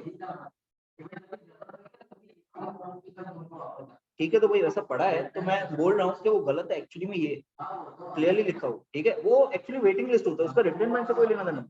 और तू जो बोल रहा है एक्चुअली में करेक्ट भी है, क्योंकि आज ही मैं 12th में वेटिंग लिस्ट से पढ़ा रहा था, तब बच्चे भी रिटेनमेंट कर रहे हैं, तो मैं कंफ्यूज हो रहा था वैसा क्यों बोल, तो पढ़ाया होगा शायद। ठीक है, फिर डिस्चार्ज एंड डिसमिसल, दोनों का मतलब समझ लो।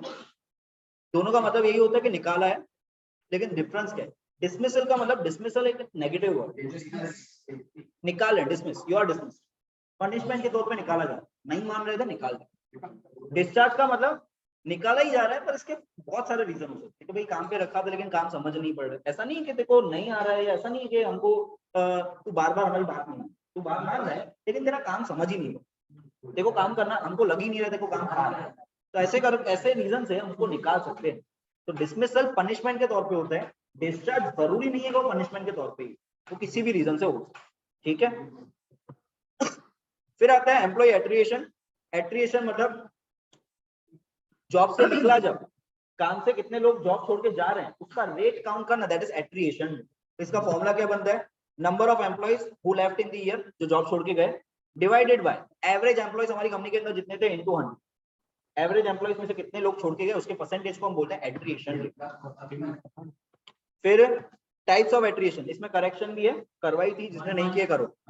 फ्रेशर एट्रिएशन में आता है 1 मंथ, 1 ईयर नहीं, कि ऐसे लोग जो 1 मंथ के अंदर जॉब छोड़ के चले, 1 मंथ ही पक्की बात, इसमें गलती हुई, 1 मंथ के अंदर जो छोड़ के जाए उसको हम बोलते हैं फ्रेशर एट्रिएशन। इन्फांट एट्रिएशन, इन्फांट मोर्टालिटी नहीं है वो, इन्फांट एट्रिएशन, इन्फांट मोर्टालिटी का मतलब बच्चे का मरने का रेट। इन्फांट एट्रिएशन मतलब ऐसे लोग जो साल के अंदर जॉब छोड़ के गए। ऊपर वाला क्या था? फ्रेशर 1 महीने के अंदर, इन्फांट क्या है? 1 साल के अंदर। तीसरा critical resource attrition, main CEO, main manager वो जॉब छोड़ के चले। And fourth low performance attrition, इनका तो हमको टेंशन ही नहीं है, जो लोग काम नहीं कर रहे थे वो जॉब छोड़ के जा रहे हैं, हम लोग को फायदा हो, तुम काम नहीं कर रहे हो खुद ही जॉब छोड़ के जा रहे हैं, हमको कुछ बोलना ही नहीं, शांति हो। ठीक है, एट्रिएशन कॉस्ट इंपॉर्टेंट, जब भी कोई जॉब छोड़ के जाता है तो उसके वजह से हमको खर्चा उठाना पड़ता है। कौन कौन सा खर्चा? पहला होता है रिक्रूटमेंट, दूसरे को हायर करने के लिए खर्चा करना। सेकंड होता है ट्रेनिंग एंड डेवलपमेंट, उसको हायर करके ट्रेनिंग देनी पड़ेगी, उसको डेवलप करना पड़ेगा, खर्चा होगा। तीसरा होता है administration cost, administration cost is उसका आई कार्ड बना के देना पड़ेगा, उसको यूनिफॉर्म दिलानी पड़ेगी, उसका खर्चा हो जाएगा। फोर्थ होता है हमारा एम्प्लॉइज एट्रिएशन इन इंडिया। इंडिया के अंदर लोग जो हैं जॉब छोड़ के क्यों जा रहे हैं? उसको बहुत सारे रीजन है। हमारे यहाँ पे वर्किंग कंडीशन जैसी चाहिए वैसी नहीं मिल रही है, सैलरी जितनी चाहिए उतनी नहीं मिल रही है, अपॉर्चुनिटी चाहिए वो नहीं मिल रही है, इन सारे रीजन से वो काम छोड़ के जा रहे हैं। क्लियर? लास्ट है आपका चैलेंजेस एंड एचआर, 8 पॉइंट है, फटाफट सुन।